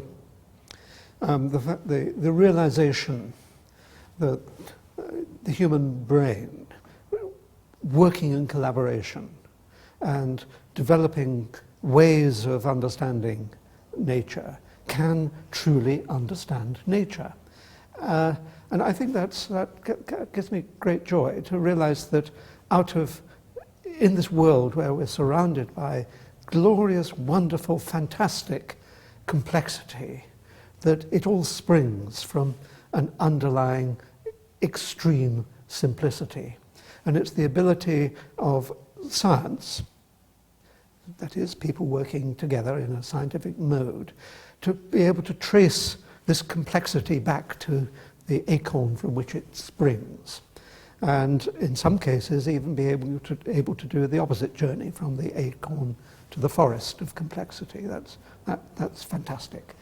I also think that it points to the fact that, that as there is no afterlife, that's one of the worst delusions propagated by theologians. As there is no afterlife, then it means that one should really grasp the day, grasp the fact that this is one's only single opportunity to enjoy living. And for people to throw away that opportunity that is given by life is deeply sad. I wouldn't try to dispel the hope of a newly bereaved widow in Bangladesh, because I think that would be cruel. But a young child being brought up in the West should have his or her eyes opened to the truth about the nature of the world. Okay. Have you ever wished you were wrong? Is there an attraction in the other? I'd love to be wrong. in a certain level. Intellectually, I don't want to be wrong, because that would I'd look rather silly. But emotionally, it'd be great to be wrong and to wake up in one's coffin, or whatever, however one gets out of it, after one's died, and discover that one's been embraced by the Lord God, and that one now has an eternity of bliss to go to enjoy, although there is certain confusion about what the nature of that bliss will be. And to realize that I will be conscious for eternity, looking at the weak meddlings, perhaps, of humans left still to trace out their scientific lives. Yeah, I'd really like to be wrong, but it gives me great satisfaction to know that I'm very unlikely to be wrong. Thank you. Thank you. Professor Lennox, what's the payoff? Well, I would use the same word as Peter, joy. But that joy has got several aspects to it. There's first of all the joy of doing my work, of doing science, if you like, mathematics, and enjoying the unraveling of understanding the universe. In fact, I've got a telescope in my garden. I love looking at the stars and the sun and so on. But there's also the joy of knowing that one is investigating a created universe, and one is, in some sense, understanding the genius of the God who invented it and created it like that. But there's an even bigger joy to me, and that is the fact that God is not a theory but a person, and we are persons, we are made in his image, and therefore we can get to know him. And the biggest thing in my life is the fact that I know God through Jesus Christ, that he has revealed God being God incarnate, and has given evidence of his claim to be God incarnate in rising from the dead as a matter of history. And that enlarges my horizons enormously, because of course it means that death is not the end.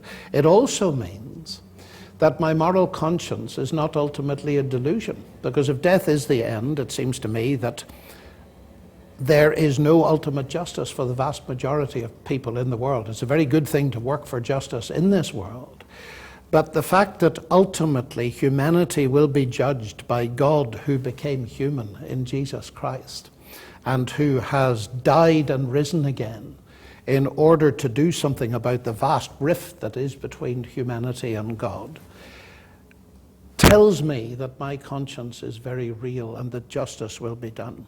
And it's that relationship, I suppose, the payoff, if you put it this way, is that I can enjoy my work, my family, my relationships, and there's a sense in which this is only the beginning, the initial stage. So I have real hope, because it is founded on evidence. I believe in evidence-based Christianity just as much as I believe in evidence-based science.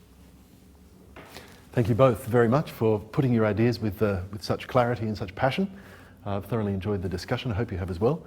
And I hope our viewers have also benefited. Ultimately, you will decide on the basis of what you hear, and we wish you well in that quest. Thanks very much for joining us. Thank you. Thank you. Thanks very much. Appreciate it.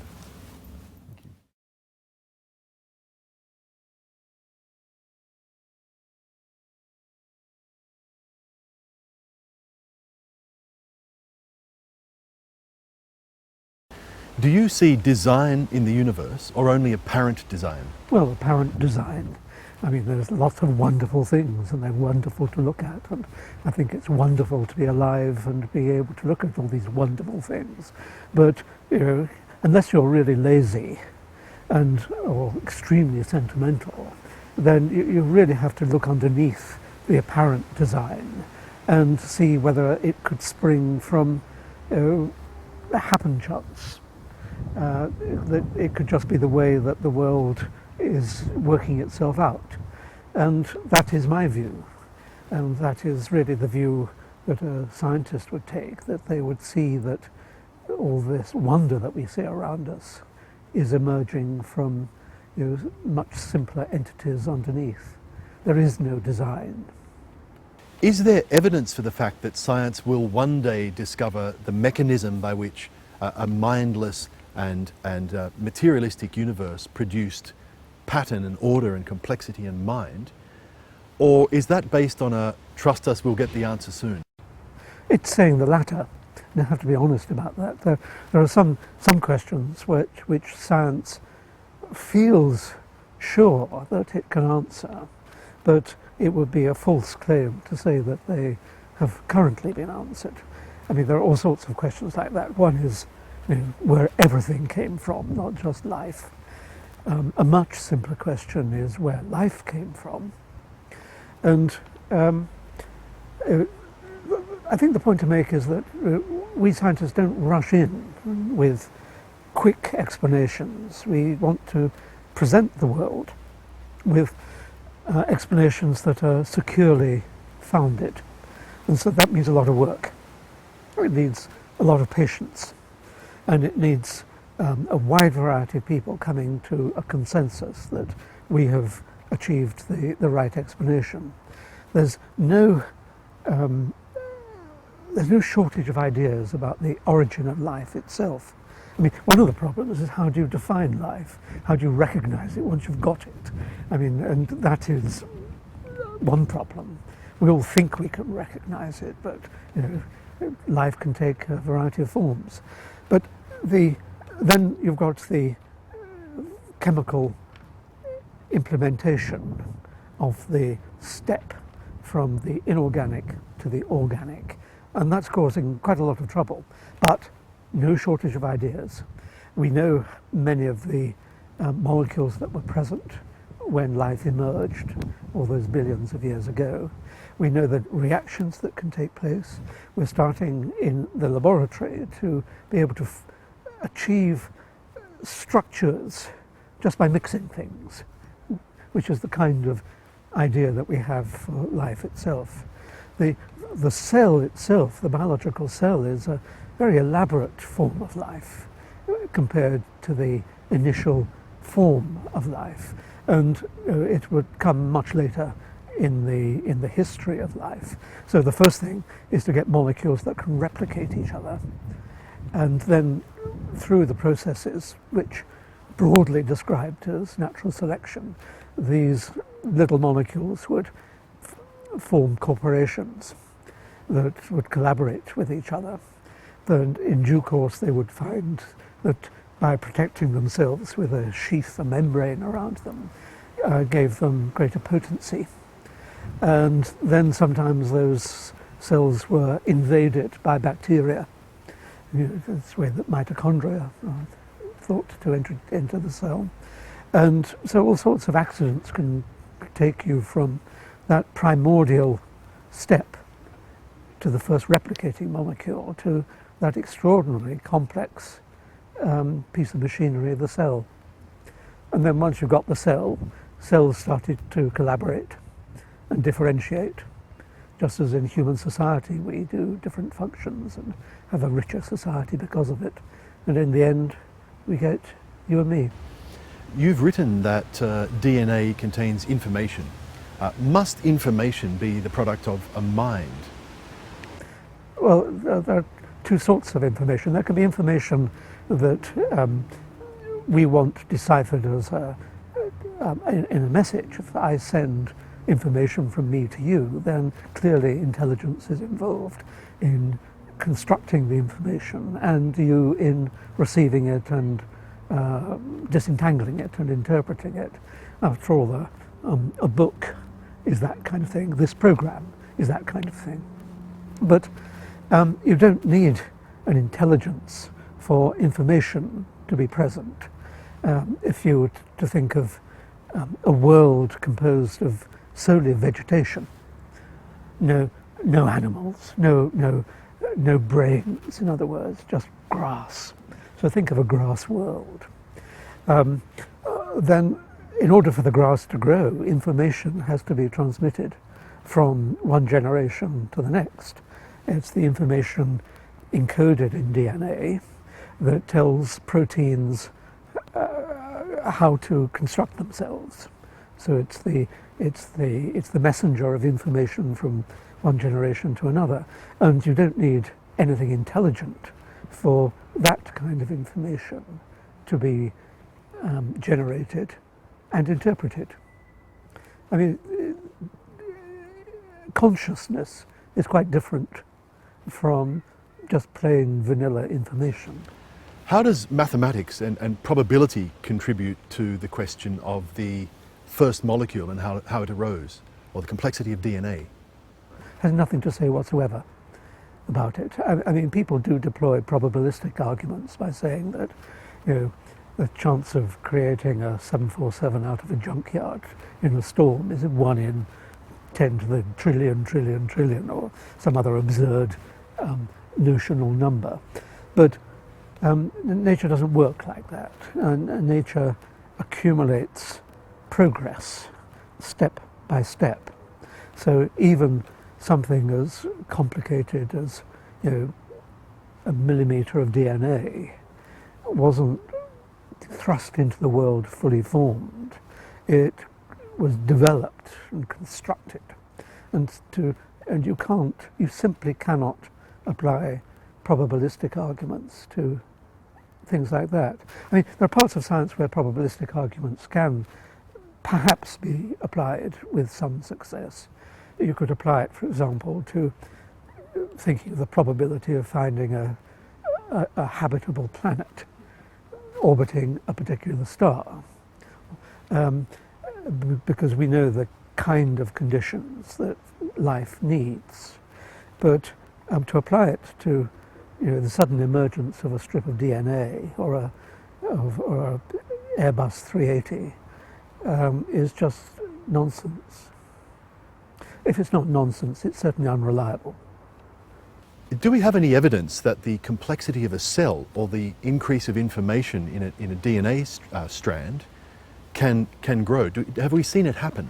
Well, depends what you mean by random processes. There's nothing really random in the world, of course. Everything is driven by, let's call them for short, forces. And it's a matter of how an atom will move in response to a force that it experiences. So in a sort of sense, nothing is random. But I know what you mean. I mean, you mean one that is not guided by some kind of traffic policeman. God, you might call him. But a huge number, when you think of what a chemist would do in the laboratory, making elaborate structures such as pharmaceuticals and so on, these are not really directed in the sense of an intelligence. They are allowing the laws of nature, providing an environment to enable the laws of nature to work themselves out, one atom exchanging with another, and so gradually building a structure. And also, I mean, one of my favorite laws of physics and science in general is the second law of thermodynamics, which really says that the world is getting worse, so we can all believe it. But it's getting worse in a very interesting way, that, you know, energy and matter have this natural tendency to spread in disorder. And you might think, well, everything is going to collapse into something disagreeable. But if there's a mechanism for tapping into that dispersal, like a series of cogwheels in an actual internal combustion engine, or our metabolic activity inside our bodies, then the collapse in one part of the universe can drive the emergence of a structure in another part of the universe. So although the universe as a whole is getting more disorderly, collapsing into disorder and ultimately into infinite disorder, locally there can be abatements of chaos. So a structure can emerge. In some cases it might be a cathedral. In other cases it might be a DNA molecule, or a little bit of a DNA molecule, or a protein, and so on. So you can think, the analogy would be that just as we can use the dispersal that we employ in an internal combustion engine to raise bricks to construct a cathedral, so the body uses dinner and the dissipation of energy and matter that its digestion represents through the metabolic chains in our body to take not bricks but amino acids and join them together into these little cathedrals that we call proteins. So, order can be driven by disorder. Is it fair to say that a cathedral is the product of mind, whereas DNA, you'd argue, is not? Well, it's analogous, but don't take the analogy too far. I don't want to be driven into the point of saying that because in the building of a cathedral there is an architect, so in the building of a protein there is also an architect. That is not the case. I'm just using it to show that in some sense disorder can drive order into existence. While and I think many people would recognise atheists who've lived moral, loving, generous lives, my question is, does atheism itself provide support for those values? Well, you can either base values on authority, that is the Bible or some other holy book, or on fear of retribution after you're dead, which is pretty potent, and it's one reason why maybe I prefer to live in a society of religious people, so that I feel to some extent safe, but not entirely safe, even among them. Or you can base it upon an understanding of human nature. And since I think human understanding is always a better foundation for compliance, it's that last approach to morality that I would favour. I mean, what we mean by morality, I mean the atheistic foundations of morality are an understanding of our evolutionary history, our ethology, if you like, the way that our behaviour has emerged under the evolutionary pressures of our past. So we are, to some extent, still animals, but we can also, because of the evolution that has led to our brains and our ability to reflect upon the consequences of our actions, can take morality to a higher level. So we are, our morality, in my view, should be, or at least should be interpreted as, a combination of our evolutionary history and our ability to think of the consequences of our actions. I mean, a slug doesn't think about the consequences of its actions. It's entirely evolution-driven. You and I presume you, are driven not only by our evolutionary history, but reflections on our actions. I think it was Paul Tournier that said, if my neighbour is stronger than I fear him. If he is weaker than I despise him. But if he is my equal, I resort to subterfuge, because what motivation would I have to love him? How would you respond to that? Well, despising people is a pretty harsh thing, isn't it? And if he's weaker, I wouldn't. One doesn't despise the weak. I think that's just unfair. If they're stronger, depends how much stronger and in what way. I mean, if they're stronger intellectually, then I would certainly admire them. If they were stronger physically, I might use them, or at least avoid them if there was a conflict emerging. And what was the last one? If he's my equal, I resort to subterfuge. How extraordinary. I mean, that's a most disgraceful statement, isn't it? Most people are one's equal, more or less. And one gets on with life, doesn't one? We educators, we're in the business of enlarging people's horizons, and to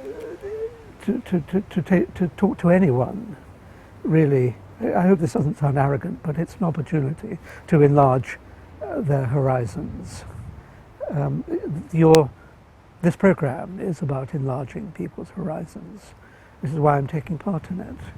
I also want to convert people to my bony way of thinking, but that's secondary. But I would accept none of those aphorisms. I would regard them as repugnant, really. I think if you say, why do I regard them as repugnant, and is it, what's the basis of my view that they're repugnant? I think I would say because we are all lucky accidents.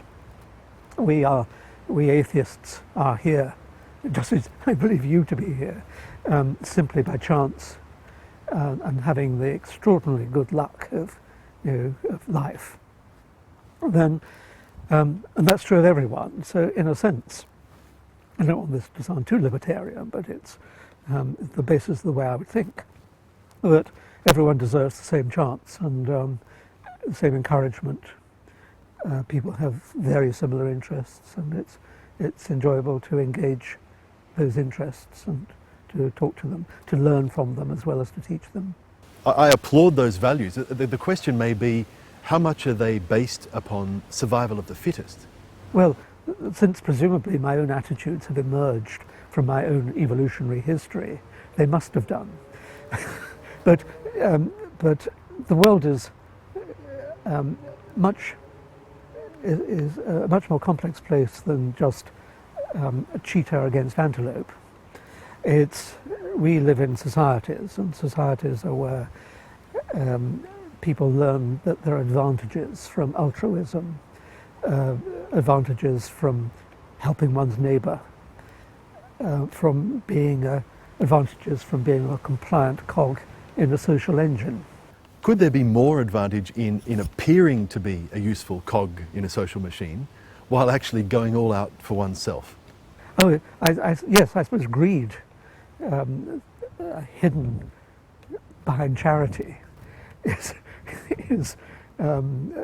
certainly a human motive. I mean, I have no doubt that, well, many of my motivations are driven by urges that I wouldn't wish to discuss in public or even admit to myself in private. But, that's human life. Perhaps a large part of the appeal of faith is dealing with the question of death. How does an atheist deal with that, and what would you say at an atheist's funeral? Yeah, okay. I think the prospect of an afterlife is the most dangerous concept introduced by religion. At several levels. One level is the obvious level. It is an encouragement to the suicide bomber. And I think the prospect of an eternity spent in bliss, usually sexual bliss for these people, but let's say theological bliss in order not to colour the statement, without any evidence that there is any such thing, drives people into acts of acts of terrorism, let's put it shortly like that. So I think it's terribly, terribly dangerous. I think it's also dangerous at a lesser level, in the sense that it leads people not to quench the lives of others, which is the nature of terrorism, but to quench their own aspirations, because they could well take the view that a life of piety and abstinence now will reap a jollier form of eternity than had they had a good time now. And I think that's terribly sad. That's a kind of terrorism on oneself, against oneself, because if there's no afterlife, then it means that the insurance premiums they've paid have been totally wasted. And so I think I would say get up and have a life to those who thought that by not getting up and having another life was the way forward. So I think an atheist would more likely to seek joy from this life. Can faith in the face of death be a comfort, a placebo, an analgesic, pain-killing drug? Of course, it's one of the legs on which religion is based is the false promise of an afterlife,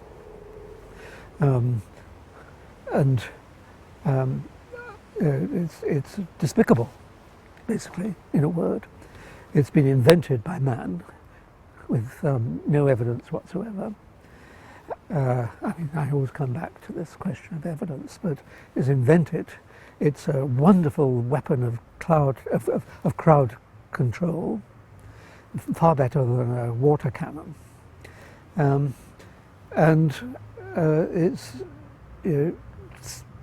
Could I disprove that there is an afterlife? No, but circumstantially I could say no, not at all. We know that the mechanisms of life, including the aspects of life that we refer to as the human spirit, which I think means something like the joy of being alive and the joy of interacting with other people and all that sort of thing. All that is a manifestation of the physiological processes of the brain. And gone brain, gone spiritual response. So I'm afraid the prospect of an afterlife is just straightforward wishful thinking, nothing more than that, allied to the inability of a person to come to terms with the prospect of their own annihilation. Now, would I try to take someone, a recently bereaved widow in Bangladesh, aside and whisper into her ear that what she believes in is absolute nonsense and that she should get herself a life? I wouldn't do that. I think maybe once people have turned 70, one shouldn't try to argue them out of this false hope. But when people are only 7, with their whole life before them, then I would certainly try to argue them out of false hope. Why? Yeah, but for someone who was 70, I would certainly hold my hand and not try to dissuade them from religious belief. It is a comfort, perhaps. It is a comfort for the bereaved, maybe false comfort, but nevertheless comfort. I mean, it's a kind of placebo, basically, and placebos we know work. But for a child of 7, with his or her life entirely before them, to be bludgeoned by the cultural conditioning that institutionalized religion represents is, to me, anathema. That they should realize that in collaboration, human minds can throw off the constraints of religion, which are inspired mostly by power, craziness, and sentiment, wishful thinking, and so on, things like that, and realize that their brains are also strong enough to understand the world as it really is. And it would open up their lives to a much greater pleasure than the pseudo pleasure that comes from subservience to an illusional God.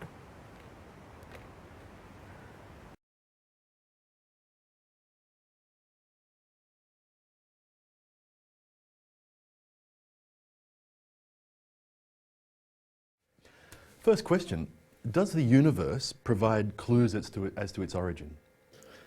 I think it does provide clear clues to its origin. It's not neutral in that sense. And as a scientist, I think the biggest clue actually is the one that's most often overlooked, and that's the very fact that we can do science itself. Because science depends on a fundamental assumption. That is the assumption of the rational intelligibility of the universe. And quite frankly, as a scientist, I do not see atheism giving any grounds for that fundamental assumption behind science. Because after all, what atheism is arguing is that the human brain is the human mind and is therefore the result of a mindless, unguided natural process. So why should I trust anything that such an apparatus produces? Whereas the theistic worldview, the Christian worldview, tells us that the reason the human mind can understand the universe out there is because the same God is author of both.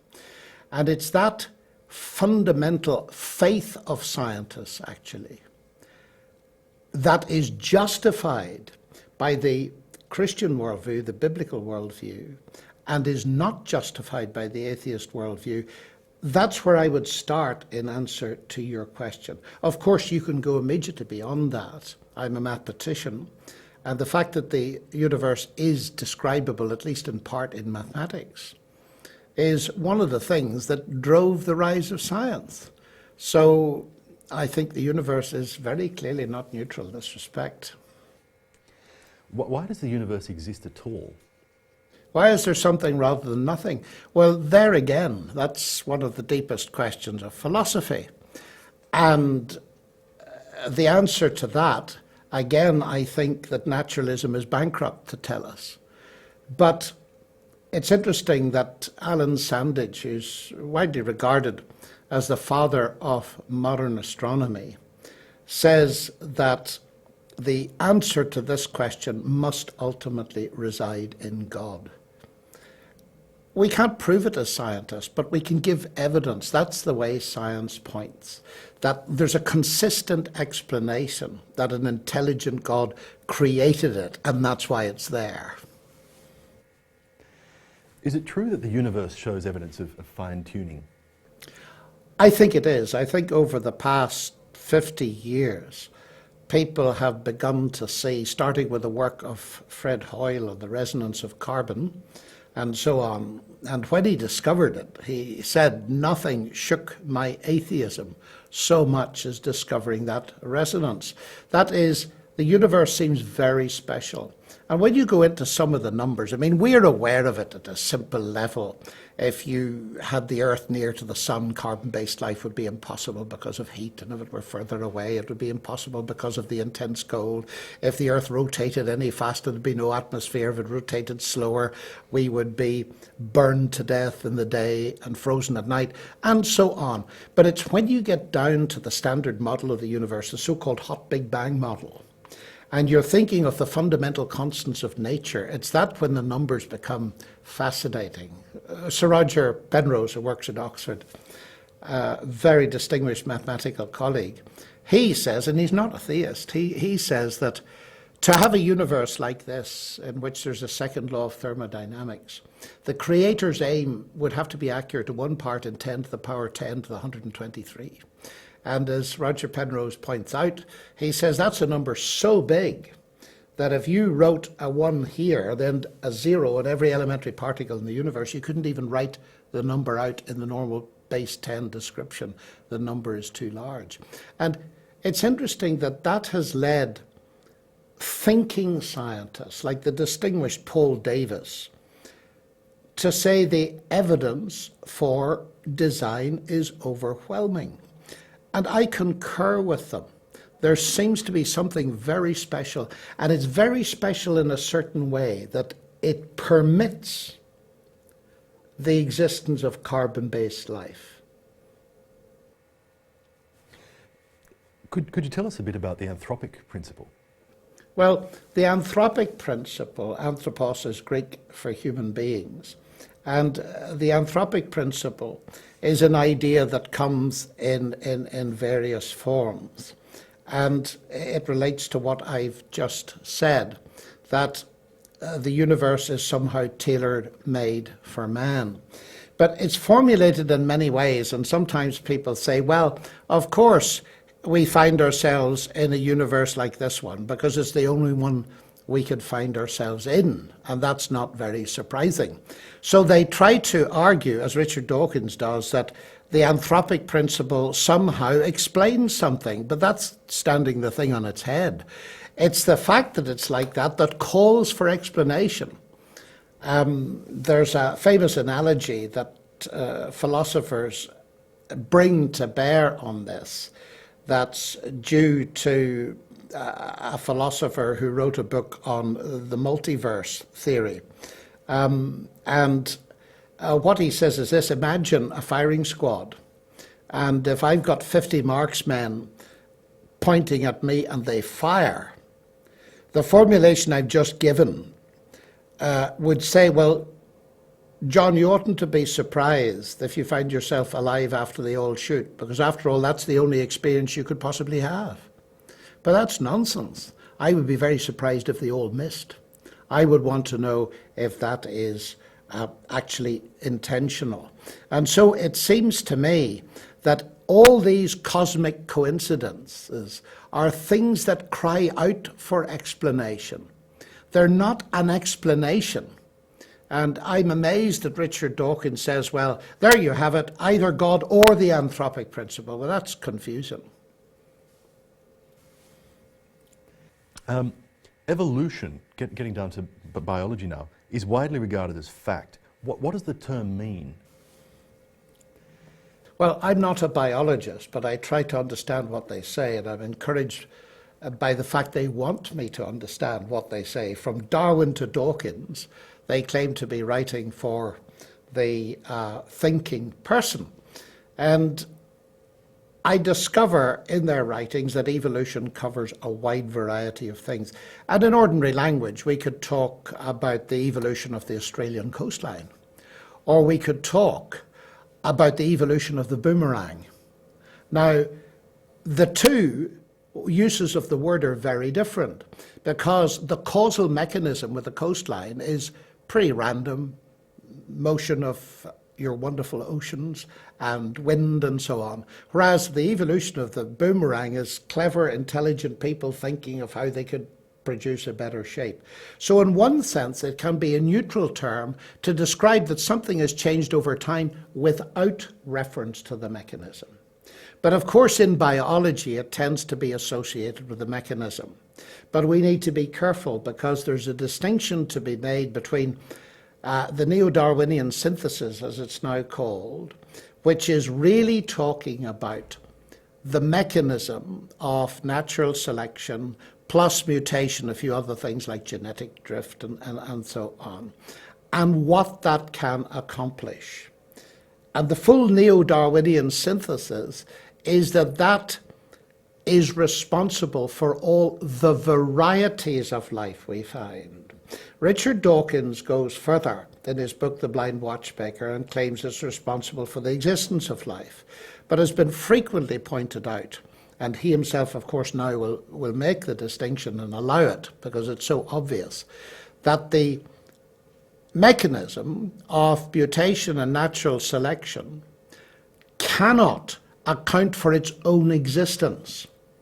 The trouble is the word evolution is used to cover both the varieties of life springing from life and the origin of life itself. The famous evolutionary biologist Theodosius Dobzhansky said that prebiotic evolution is a contradiction in terms. But the trouble is the word evolution covers it all, and so people think that the natural selection and mutation can account for the existence of life, but we need to think harder. And often people will use the word molecular evolution for the former thing. So I think there are really three fundamental things to be distinguished. There's first origin of life questions. There's secondly development of life questions, and there many biologists, though by no means all, separate evolution into two categories. Microevolution, the kind of thing that Darwin brilliantly observed, and about which there doesn't seem to me to be any controversy because we can actually observe it in the laboratory. And then there's the macroevolution, where it's a question of making an inference from the present to the past and arguing that the large steps, single cell to many celled, different kinds of methods of transmission of energy from the outside into the cellular system and so on, that they can be explained by extrapolating the micro-mechanism. And you find that they divide into two camps. There are those that go with Dawkins, and they're the gradualists. The micro-mechanism explains everything. And then there are others like Stephen Jay Gould, who are the saltationists, that there were big jumps. Of course, both of them believe that each of these things were achieved by a naturalistic, purely naturalistic means. But it seems to me that the question you ask is very important, because very often in discussion, it's not made clear at the start, what do we mean by evolution? And therefore there's immense confusion, because clearly something happens. My big question as a mathematician is, can the mechanism that Darwin and others have observed bear the weight that's put upon it? What are the criticisms that are levelled at macro and then at molecular evolution? Well, I repeat, I'm not a biologist, and although I'm interested in the macro thing, the origin of life is nearer to my own field, because it is almost equivalent, though not quite, to the origin of information itself, and mathematicians are interested in that. But I think the point I'd like to make here is this, that the difference between macro and micro allows you to point up a fundamental distinction within science itself, which is very often blurred. You see, when it comes to changing finch beak length, as for example in the Galapagos Islands observations, that's something we can see. Now, we haven't seen the big transitions. People argue that there's fossil evidence of them, but we haven't actually seen them happen. And when someone like the geneticist, the Harvard geneticist Richard Lewontin, says, you know, evolution is a fact, like the orbiting of the planets round the sun is a fact. And then he goes on to say, non-birds became birds. But just a minute, apart from the very important question as to what a non-bird might be, nobody's ever seen a non-bird become a bird. And he's making a fundamental confusion between two kinds of science. One we could call empirical laboratory science, and the other we could talk about as historical science. That is, inferring something happened in the past. But he's got no mechanism. So to say that the thing that hasn't been observed is in the same category as the observed is to make a very serious fundamental error. It's in a sense a category mistake, because they are not the same. And molecular? Criticisms of molecular evolution? Well, the heart of the thing is, I think that the cell, for example, is an information processing machine at least. Now, the moment one says that, many biologists will come in and say, but look, it's much more complicated than that. There's epigenetics, there's the whole question of top-down causation within the cell and all the rest of it. But my point in that would be, adding a level of complexity doesn't remove the lower level. That's why I said very carefully that the cell is an information processor, and biologists use all the time the computer language. You've got a genetic code, a 4-letter alphabet, so you can, in this very long 3.5 billion letter word, which gives you the human genome, you code the information for the proteins, etc. Now, therefore, one of the origin of life questions, not everyone, is equivalent to the origin of that kind of information. And so it boils down to the claim that unguided natural processes can generate information. And this is where the computer scientists and the information scientists prick up their ears. Because junk in, junk out. There is no evidence whatsoever that unguided natural processes produce information at all. Natural processes can transmit it, but they do not produce it. And that is one of my major intellectual difficulties with it. If we just think about it at a common level, The moment you see anything that's got a semiotic dimension, that is symbols carrying meaning, you see a single word on a page, you immediately, unhesitatingly, infer an intelligent origin, no matter how many robotic or mechanical processes intervene between the intelligence and the appearance of the print on the page. It might have come from a factory where the processes are so automatic you would see no person in them. But you get behind that in an immediate perception that intelligence is involved.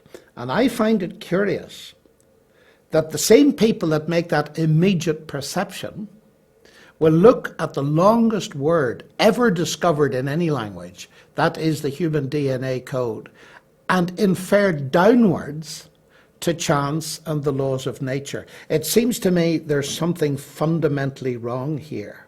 Now notice, I'm treating the DNA here as a kind of black box. I'm not saying there are no physical processes involved in its origin.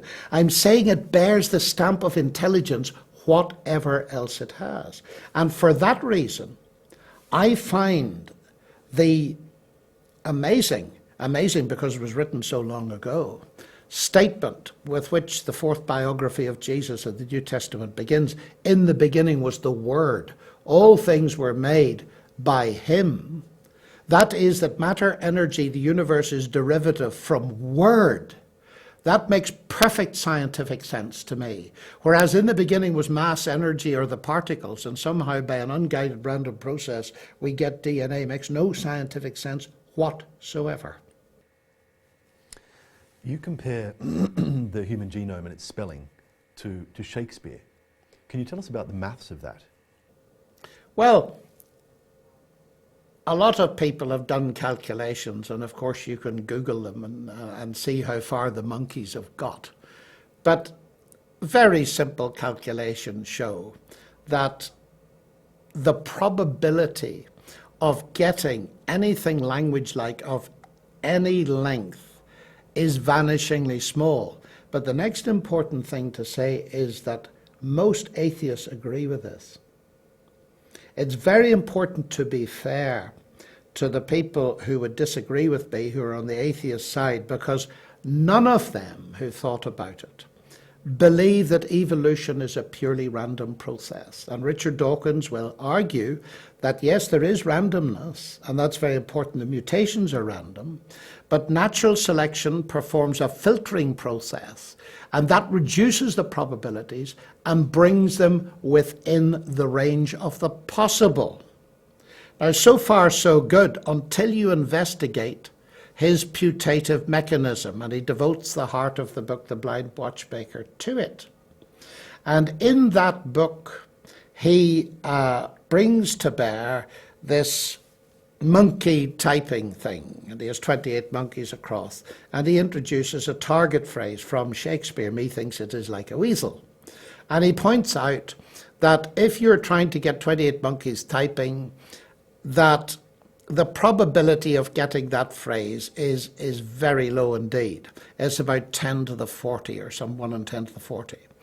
But if you now introduce the following selection mechanism, and that is, you've got some kind of, let's say, head monkey who watches, here's the first monkey typing, and he likes the T, and he types a T, a T, a T, and then he has a go at S, and then he hits a full stop. And then he hits the M, which is the first letter in the target phrase. The head monkey says, hold it, and he keeps it. Then Dawkins' little simulation brings you to the target phrase, not in 10 to the 40 generations, but in 43. And there he says, this is the way it could be imagined. But half a minute. How he solved the problem is by, first of all, introducing a target phrase, which the rest of his book says evolution knows nothing about. But secondly, the target phrase is built into the mechanism from the very beginning. And the probability that you're then going to get it is 1. So the amount of information generated by this system is the logarithm of 1, which is 0. So to distort his language slightly, this mechanism generates the appearance of design. But of course, he has built the problem in. And in my own book, I've run this on the human genome. And you can see there just how the whole thing is built in. And in making a mathematical analysis of similar scenarios by many different people, I come to the conclusion that what happens is exactly what you'd expect from the fundamental principles of computer science. That if you claim that a certain procedure generates information, you will find that the information is either in the input or is in the mechanism of the system. And that's exactly what you do find. So that what Dawkins has provided is a brilliant argument for the exact opposite of what he claims. Can I ask you the turn off the camera question? Is there any evidence that the complexity of a cell can increase by random processes? I know of none. I know of none. And that's all I can say about it. Once you get life, and you see, in stating your question, you're presupposing that the cell exists. The cell is such a vastly sophisticated thing. You see, take our cells as human beings. You might want to argue that because of our capacities now, that we can increase knowledge, obviously, and therefore increase in complexity. So I'd be wary of that. I think the real question lies deeper. It's the getting of life that is the big issue. And here's a lovely and beautiful irony. The physicists are happy with a singularity at the beginning of space-time. Biology is very wary of a similar singularity at the origin of life. What is the mathematics of that first cell getting going? Well, there again, I think that nobody really believes in randomness because the probability is just too much. I mean, Dawkins says in the same book, The Blind Watchmaker, that you're not going to get it by sheer higgledy-piggledy luck. And then he goes to a scenario. But you see, there's a hidden assumption that the origin of life itself doesn't have a mutating replicator to start with. You're trying to explain the origin of that. So you end up with the shuffling of chemicals and so on. And here Paul Davies is very perceptive. And I find him interesting because his own thinking seems to have evolved on the subject over the years. And he constantly refers to the fact that, look, people used to think that if you took a lot of chemicals and randomly shuffled them, you eventually get life given a few billion years. But he said if you filled the whole universe with a prebiotic soup, you wouldn't get it. Because it has to do with information. And once you bring that in, you're in a totally different ballgame. And then you're with the probabilities as in the letter generating machine and the word generating machine and so on. So, as far as I can see, the mathematics, the information theory is all against it. So it makes you begin to wonder what's driving this.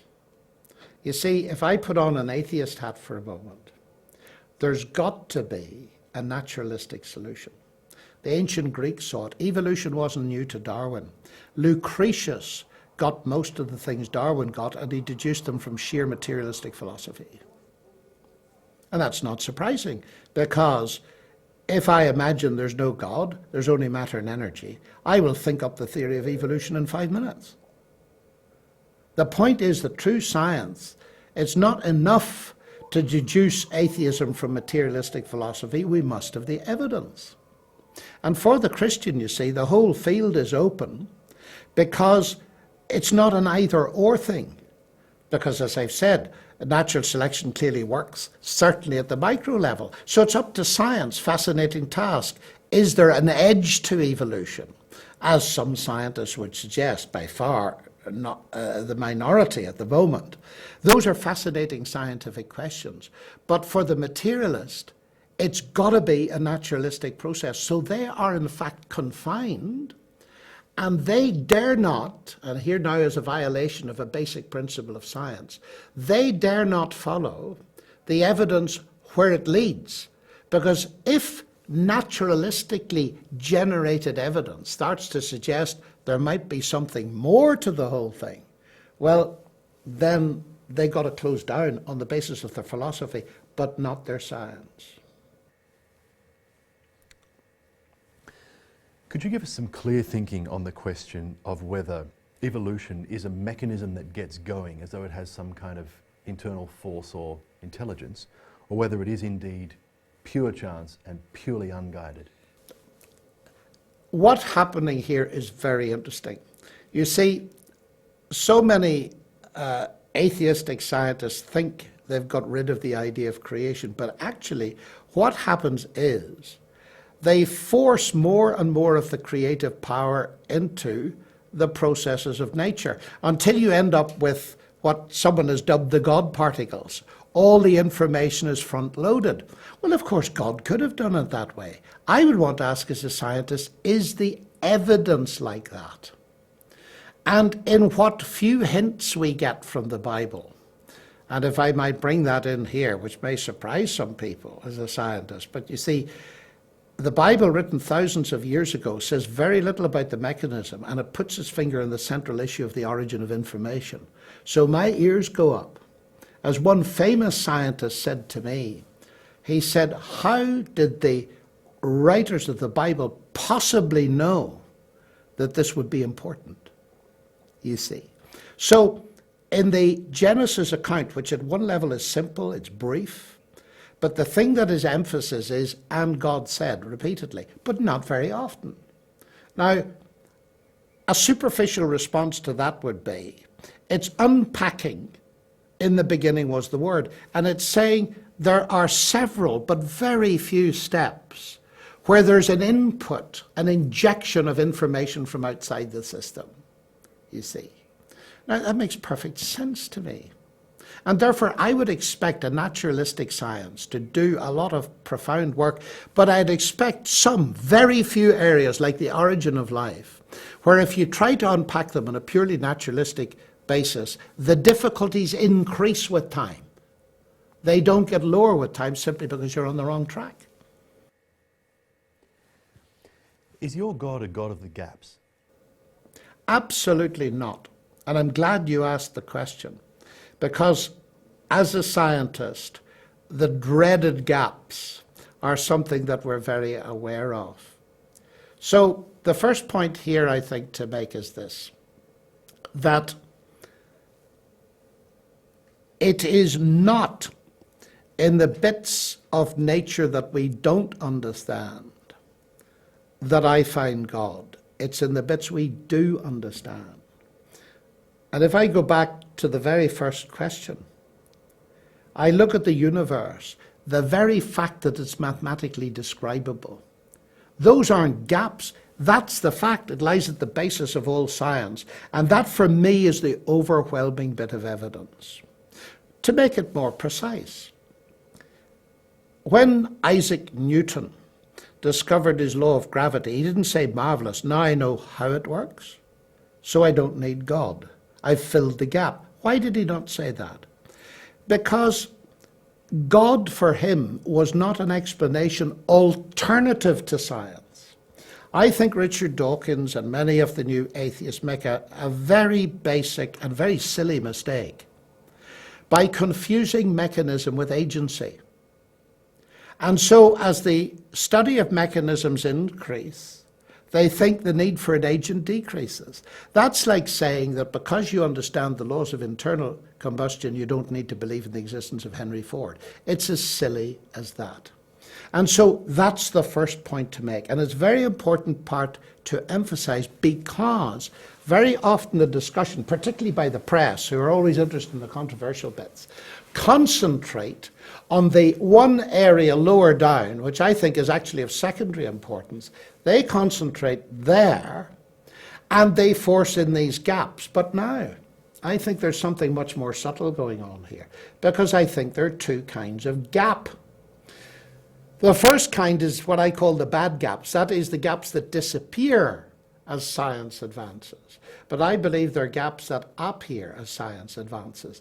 And as I said just now, if there is a God who gave an injection of information that was necessary together with whatever natural processes to start life, I would expect a purely naturalistic study of those processes to increasingly reveal a gap. That's exactly what origin of life research has done since 1953, when Miller and Urey won the Nobel Prize for supposedly discovering life. We now discover that it's so much more complex with this semiotic, this linguistic-like dimension. And now it's the very nature of what has been discovered that is pointing towards intelligence. So you see, it's in one sense a gap, in another sense it isn't. It's pointing towards an intelligent origin. The gap is that we cannot tell you what you would have observed had you been standing there. But it's not a gap in the sense that we're making an unjustifiable inference. I can see something that I've never seen before. The Smithsonian Museum has got a room in it where there are all kinds of gadgets. Nobody knows what they're for. But they're self-evidently the products of intelligent input, whatever other mechanisms and processes were used. And that's the point I'm making. That's not an inference from a gap, even though we don't understand what the thing's for or how it was made. It's what we see in the finished product, the text, if you like, at the end, that allows us to infer an intelligence. So I think this subject has been far too trivially treated, and people have just said, oh, God of the gaps, and that's the end of it. I think it's more subtle than that. But I do, as a scientist, I'm allergic to being accused of the God of the gaps, because I don't want to be understood as a lazy academic. I can't explain it, therefore God did it. It's because we can, at least in part, understand it, that we might be inclined to say that God did it.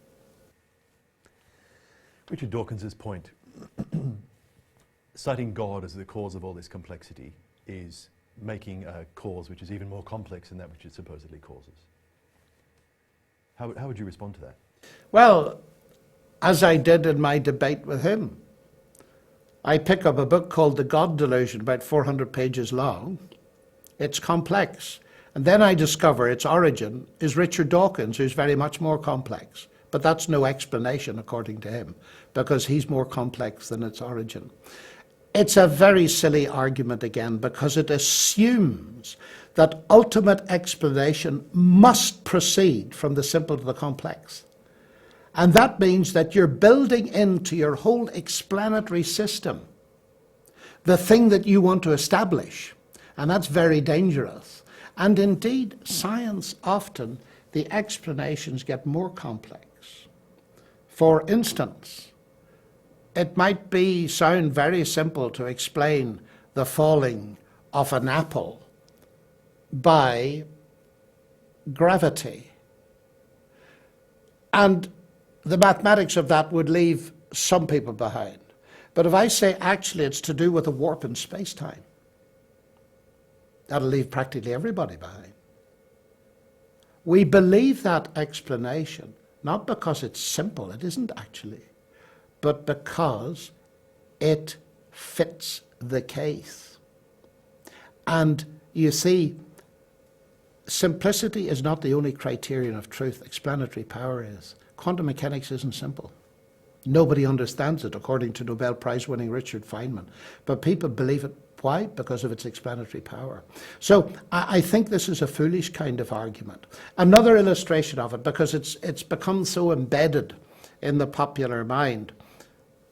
If you go into a cave in China, and I might see a couple of scratches on the wall, and not knowing anything about calligraphy, I ignore them. And a Chinese archaeologist says human intelligence. And I say, don't be absurd, that's just 2 scratches on the wall. And you're invoking something as sophisticated as a human intelligence to account for 2 scratches, but that's no explanation, because human intelligence is more complex. And she looks at me very strange, and he said, but look, that's the Chinese symbol for human being. I know it's only 2 scratches. But because it's semiotic, I know there's an intelligence behind it. That's not a science stopper. That might lead her to ask the next question, what kind of an intelligence is it? What Can we get to know about the culture and so on? So this idea that an explanation that's more complex, that God by definition is more complex than the thing we're explaining is very silly, I think. Is there such a thing as evil in a purely materialistic universe? Well, I think you should ask the atheists, but I can tell you what they say. One of the very interesting things about the whole new atheist phenomenon, to my mind, is that they make vehement moral criticisms of the Christian faith and indeed other religions. And so one logically asks, what is the base on which they're standing? If you say something is evil, like faith is an evil, although they don't perceive that scientists are people of faith as well, but letting that pass, faith is an evil, you've got an idea of good and evil. But now the thing becomes very strange when you read the same Richard Dawkins that wrote the first words, writing, the universe is exactly as we should expect to find it. If at bottom there's no good, no evil, DNA just is, and we dance to its music. Well, if the people that flew the planes into the Twin Towers were just dancing to the music of their DNA, there's an end of all morality. And it seems to me there's an inherent, catastrophic self-contradiction that brings their whole edifice down. Now, Dawkins, to be fair, realizes this. And he tries to back out of it by saying we're the only creatures that can rebel against our selfish genes. But that's ludicrous, because if the selfish genes, as he himself tells us, determine everything, on what, as one philosopher put it, non-material principle can we rebel against them? Dawkins discovers himself to be a moral being. It's one of the facts about the universe. He didn't put it there, it's there. But now they have got to find an explanation of it. And it's the same as their attempts to regard the universe. Having rejected God out there, they have to find an internal explanation. And it explodes in self-contradiction. While some atheists are no doubt happy and moral, must atheism itself give a bleak and amoral view of life? I think it's important what you say first, because nothing that I have said should be taken to imply in the slightest way that atheists cannot behave morally. Sometimes my atheist friends put me to shame. But you see, that's exactly what I would expect as a Christian, because I believe that all human beings, whether they believe in God or not, are made in his image, and they are moral beings, so they're perfectly capable of behavior. So that's not the issue. The issue lies deeper in, is there a rational justification for morality within atheism? And I think there is not. Atheists seem to me to vary, but what I'm getting at the moment from Dawkins, and he admitted it in public in at least two of my debates with him, is that the atheist view is very bleak indeed, obviously. And it's not only bleak in that it means that the universe is eventually extinguished. That's clear from science. If you accept that particular thing, then there seems no evidence against it. It's bleak from the moral point of view, because there is inbuilt a denial of ultimate justice. No matter how well you work for justice in this world, and I'm with Dawkins in trying to do that, the majority of people don't get justice in this world. And if there is no life after death, if death is the end, they're not going to get justice in the rest. So, as Dawkins says in that earlier on, the quotation I gave earlier, there is no justice. There is no ultimate justice for the atheist. So it is hopeless. And indeed, it's very bleak. Now, when I pointed that out to Richard Dawkins, he said, well, it is bleak, it is terribly bleak, but that's the way it is. Well, of course, if it's bleak and that's the way it is, that's the way it is. But I'm questioning very seriously whether that is the way it is. And I don't believe for a moment that his analysis is right. The trouble is that what he's trying to do there is, you don't like our explanation because it's bleak, and you want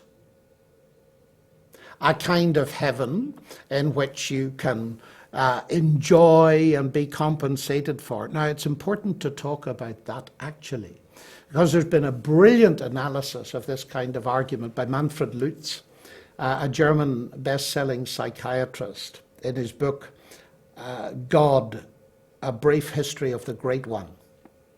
I don't think it's yet been translated into English. But Lutz makes the very important point that if atheism is true, then Freud can give you a brilliant explanation of how religion is pure escapism. It's a comfort. It's like a child's dummy, as Dawkins calls it, for faith heads who happen to believe it. But there's no substance in it. But Lutz points out, on the other hand, if there is a God, Freud will give you an equally good explanation why atheism is an escape from reality and reflects a desire never have to be accountable and face God.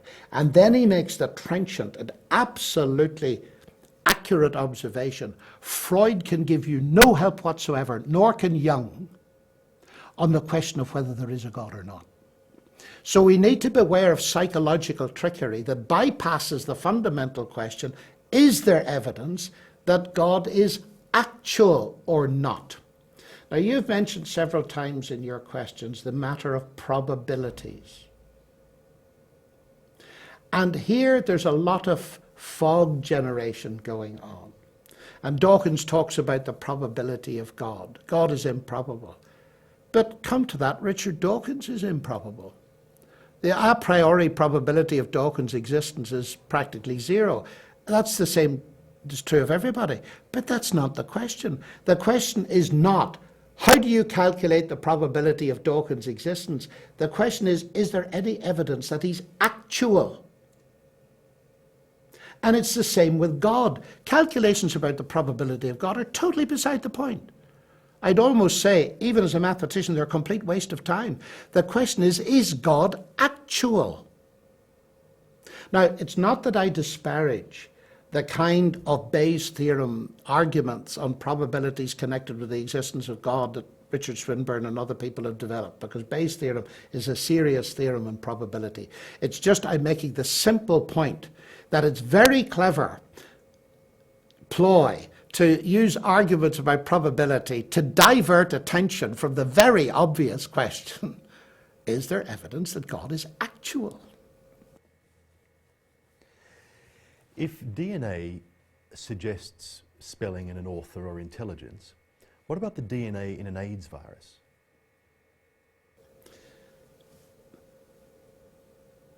If you look at a weapon of mass destruction, it certainly bears evidence of design, doesn't it? A torture chamber. There are two separate questions, aren't there? There's the question of design and intelligence, but then there is a very much deeper question of the origin of the damage in our world.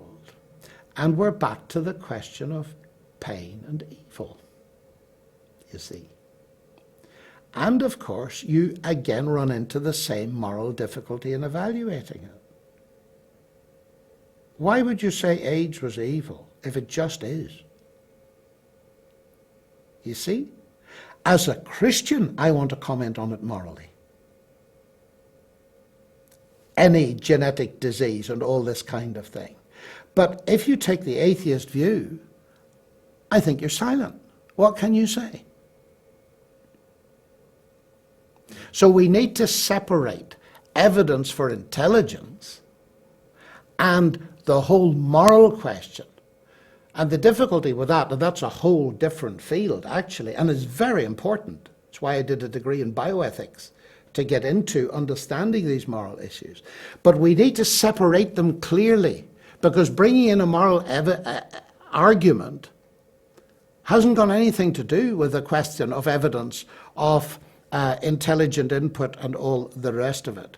And actually is a very funny thing for people to do who believe there's no base to define morality anyway. Can you infer from the universe the character of the supposed designer? That question is also very important, because it's really asking about the limits of this kind of, if you like, scientific approach to what we can infer from the universe itself. And there's relatively little, I think, that you can infer in the direction of your question. And the New Testament admits it. When St. Paul, who wrote more than half the New Testament, was writing to Romans, the Roman Christians, he made this point. He said, there is evidence within the universe. It bears traces of its origin, as per your first question. But the evidence is of what? I understand his words to mean of God's existence and his power, full stop. In other words, you can get so far, it's a pointer to give you some information. But there are more sources of evidence than science can deal with. And it seems to me at this point, and many people ask me, they say, well, you're a scientist. Okay, suppose we grant you that you are giving us evidence with some weight to it that substantiate the idea that there is an intelligence behind the universe. But you happen to be a Christian. That's a leap. Of course it is. But it's a leap based on evidence, a commitment based on evidence. I don't like the word leap because it indicates that there's no ground in between. It's a commitment based on evidence of a different kind. And I would want now to bring in not simply the evidence of science, but the evidence of history, evidence coming from the Bible, and the evidence of experience of others, and then my own personal evidence in my own experience. So there'd be two sides to it, objective and subjective, but it would contain, of course, more than science, because science is extremely limited.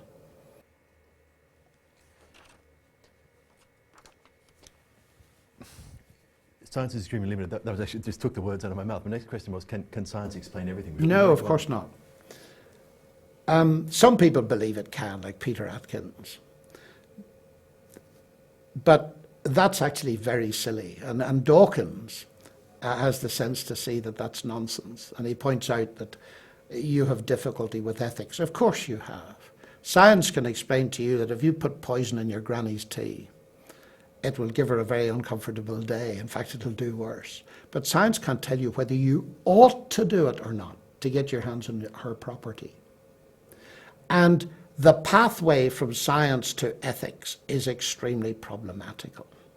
You see, Bertrand Russell once said, what science cannot tell us, mankind cannot know. That's the ultimate expression of what's called scientism. Although Bertrand Russell himself did not go that far. But he said this, and it's a beautiful formulation of the view we call scientism. What science cannot tell us, mankind cannot know. But you see, his logic departed him there, because that statement is not a statement of science. So if it's true, you cannot know it. So if it's true, it's false. So it implodes. It's logically incoherent. Sir Peter Medawar was far more sensible. Brilliant Nobel Prize-winning scientist. And he said, it's very easy to see that science is limited. It cannot answer the simple questions of a child. What am I here for? What's the purpose of life? What's the meaning of life? Where am I heading? And it's no insult to science to say it is limited. Indeed, its success has largely been due to the fact that it has narrowed its spectrum of questions. Its grid of questions is very fine. And it is very superficial thinking to imagine that science can explain everything, whatever that means. I said to Richard Dawkins, I could put you under the world's best scanner and scan your brainwaves and everything was emanating out of your head, but I'd never get to know you as a person unless you reveal yourself to me. So the fact that it's limited, I'm very happy to say as a scientist, it doesn't deal with beauty, it doesn't deal with aesthetics, and so on. How impoverished life would be. Indeed, if science dealt with everything, we'd have to shut half of our university departments. We'd save some money. Just a final question. Your study of the natural world has made you look for and cultivate a relationship with the designer. Can I ask you a personal question?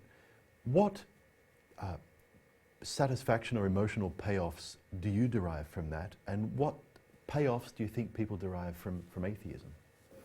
Well, it's very difficult to answer with the atheists, but for me as a scientist at the intellectual level, there's the kind of thrill, but enhanced, of having a relationship with the person that invented it all. Many a scientist would give their right arm to be acquainted with a Nobel Prize winner, to talk to them about these things. So at that very simple level, the fact that one has a relationship that's real with the God that invented the atom, that's not bad for a start. But it's much bigger than that, because we live in a moral universe. And my relationship with God is not purely a matter of rationality and so on. It deals with the fundamental question of human relationship in a broken world. And I discover, one, that I'm a moral being, and two, that I've broken even my own moral standards. And any religion worthy of the name has got to square that circle. What about the question of human guilt and forgiveness? Is it real or is it not? And so on and so forth. And that is why I'm a Christian, because Christianity actually doesn't compete with anything else, because it offers me something no other religion does. And that is the unique fact that God loves me as an individual, but respects my choice. And he has done something utterly profound that goes beyond all science, that gets to the very heart of this ultimate moral problem of the universe. How can a God who's worthy of the name, who's holy and perfect and true, accept me who's broken his laws and my own? And here's where Christianity, it seems to me, comes into very sharp focus. And so there's a relationship for which one has been created. I firmly believe we're made in the image of God. We're not only thinking beings, we're beings capable of choice and capable of love. And therefore, to me, just as on the lower level, we get satisfaction in our families, in our friends, so on this higher and deeper level. Someone wrote, didn't they, that there's a God-shaped space in all of our hearts, and it's the sense of having that full and being in touch with the ultimate reality behind the universe that I find infinitely satisfying.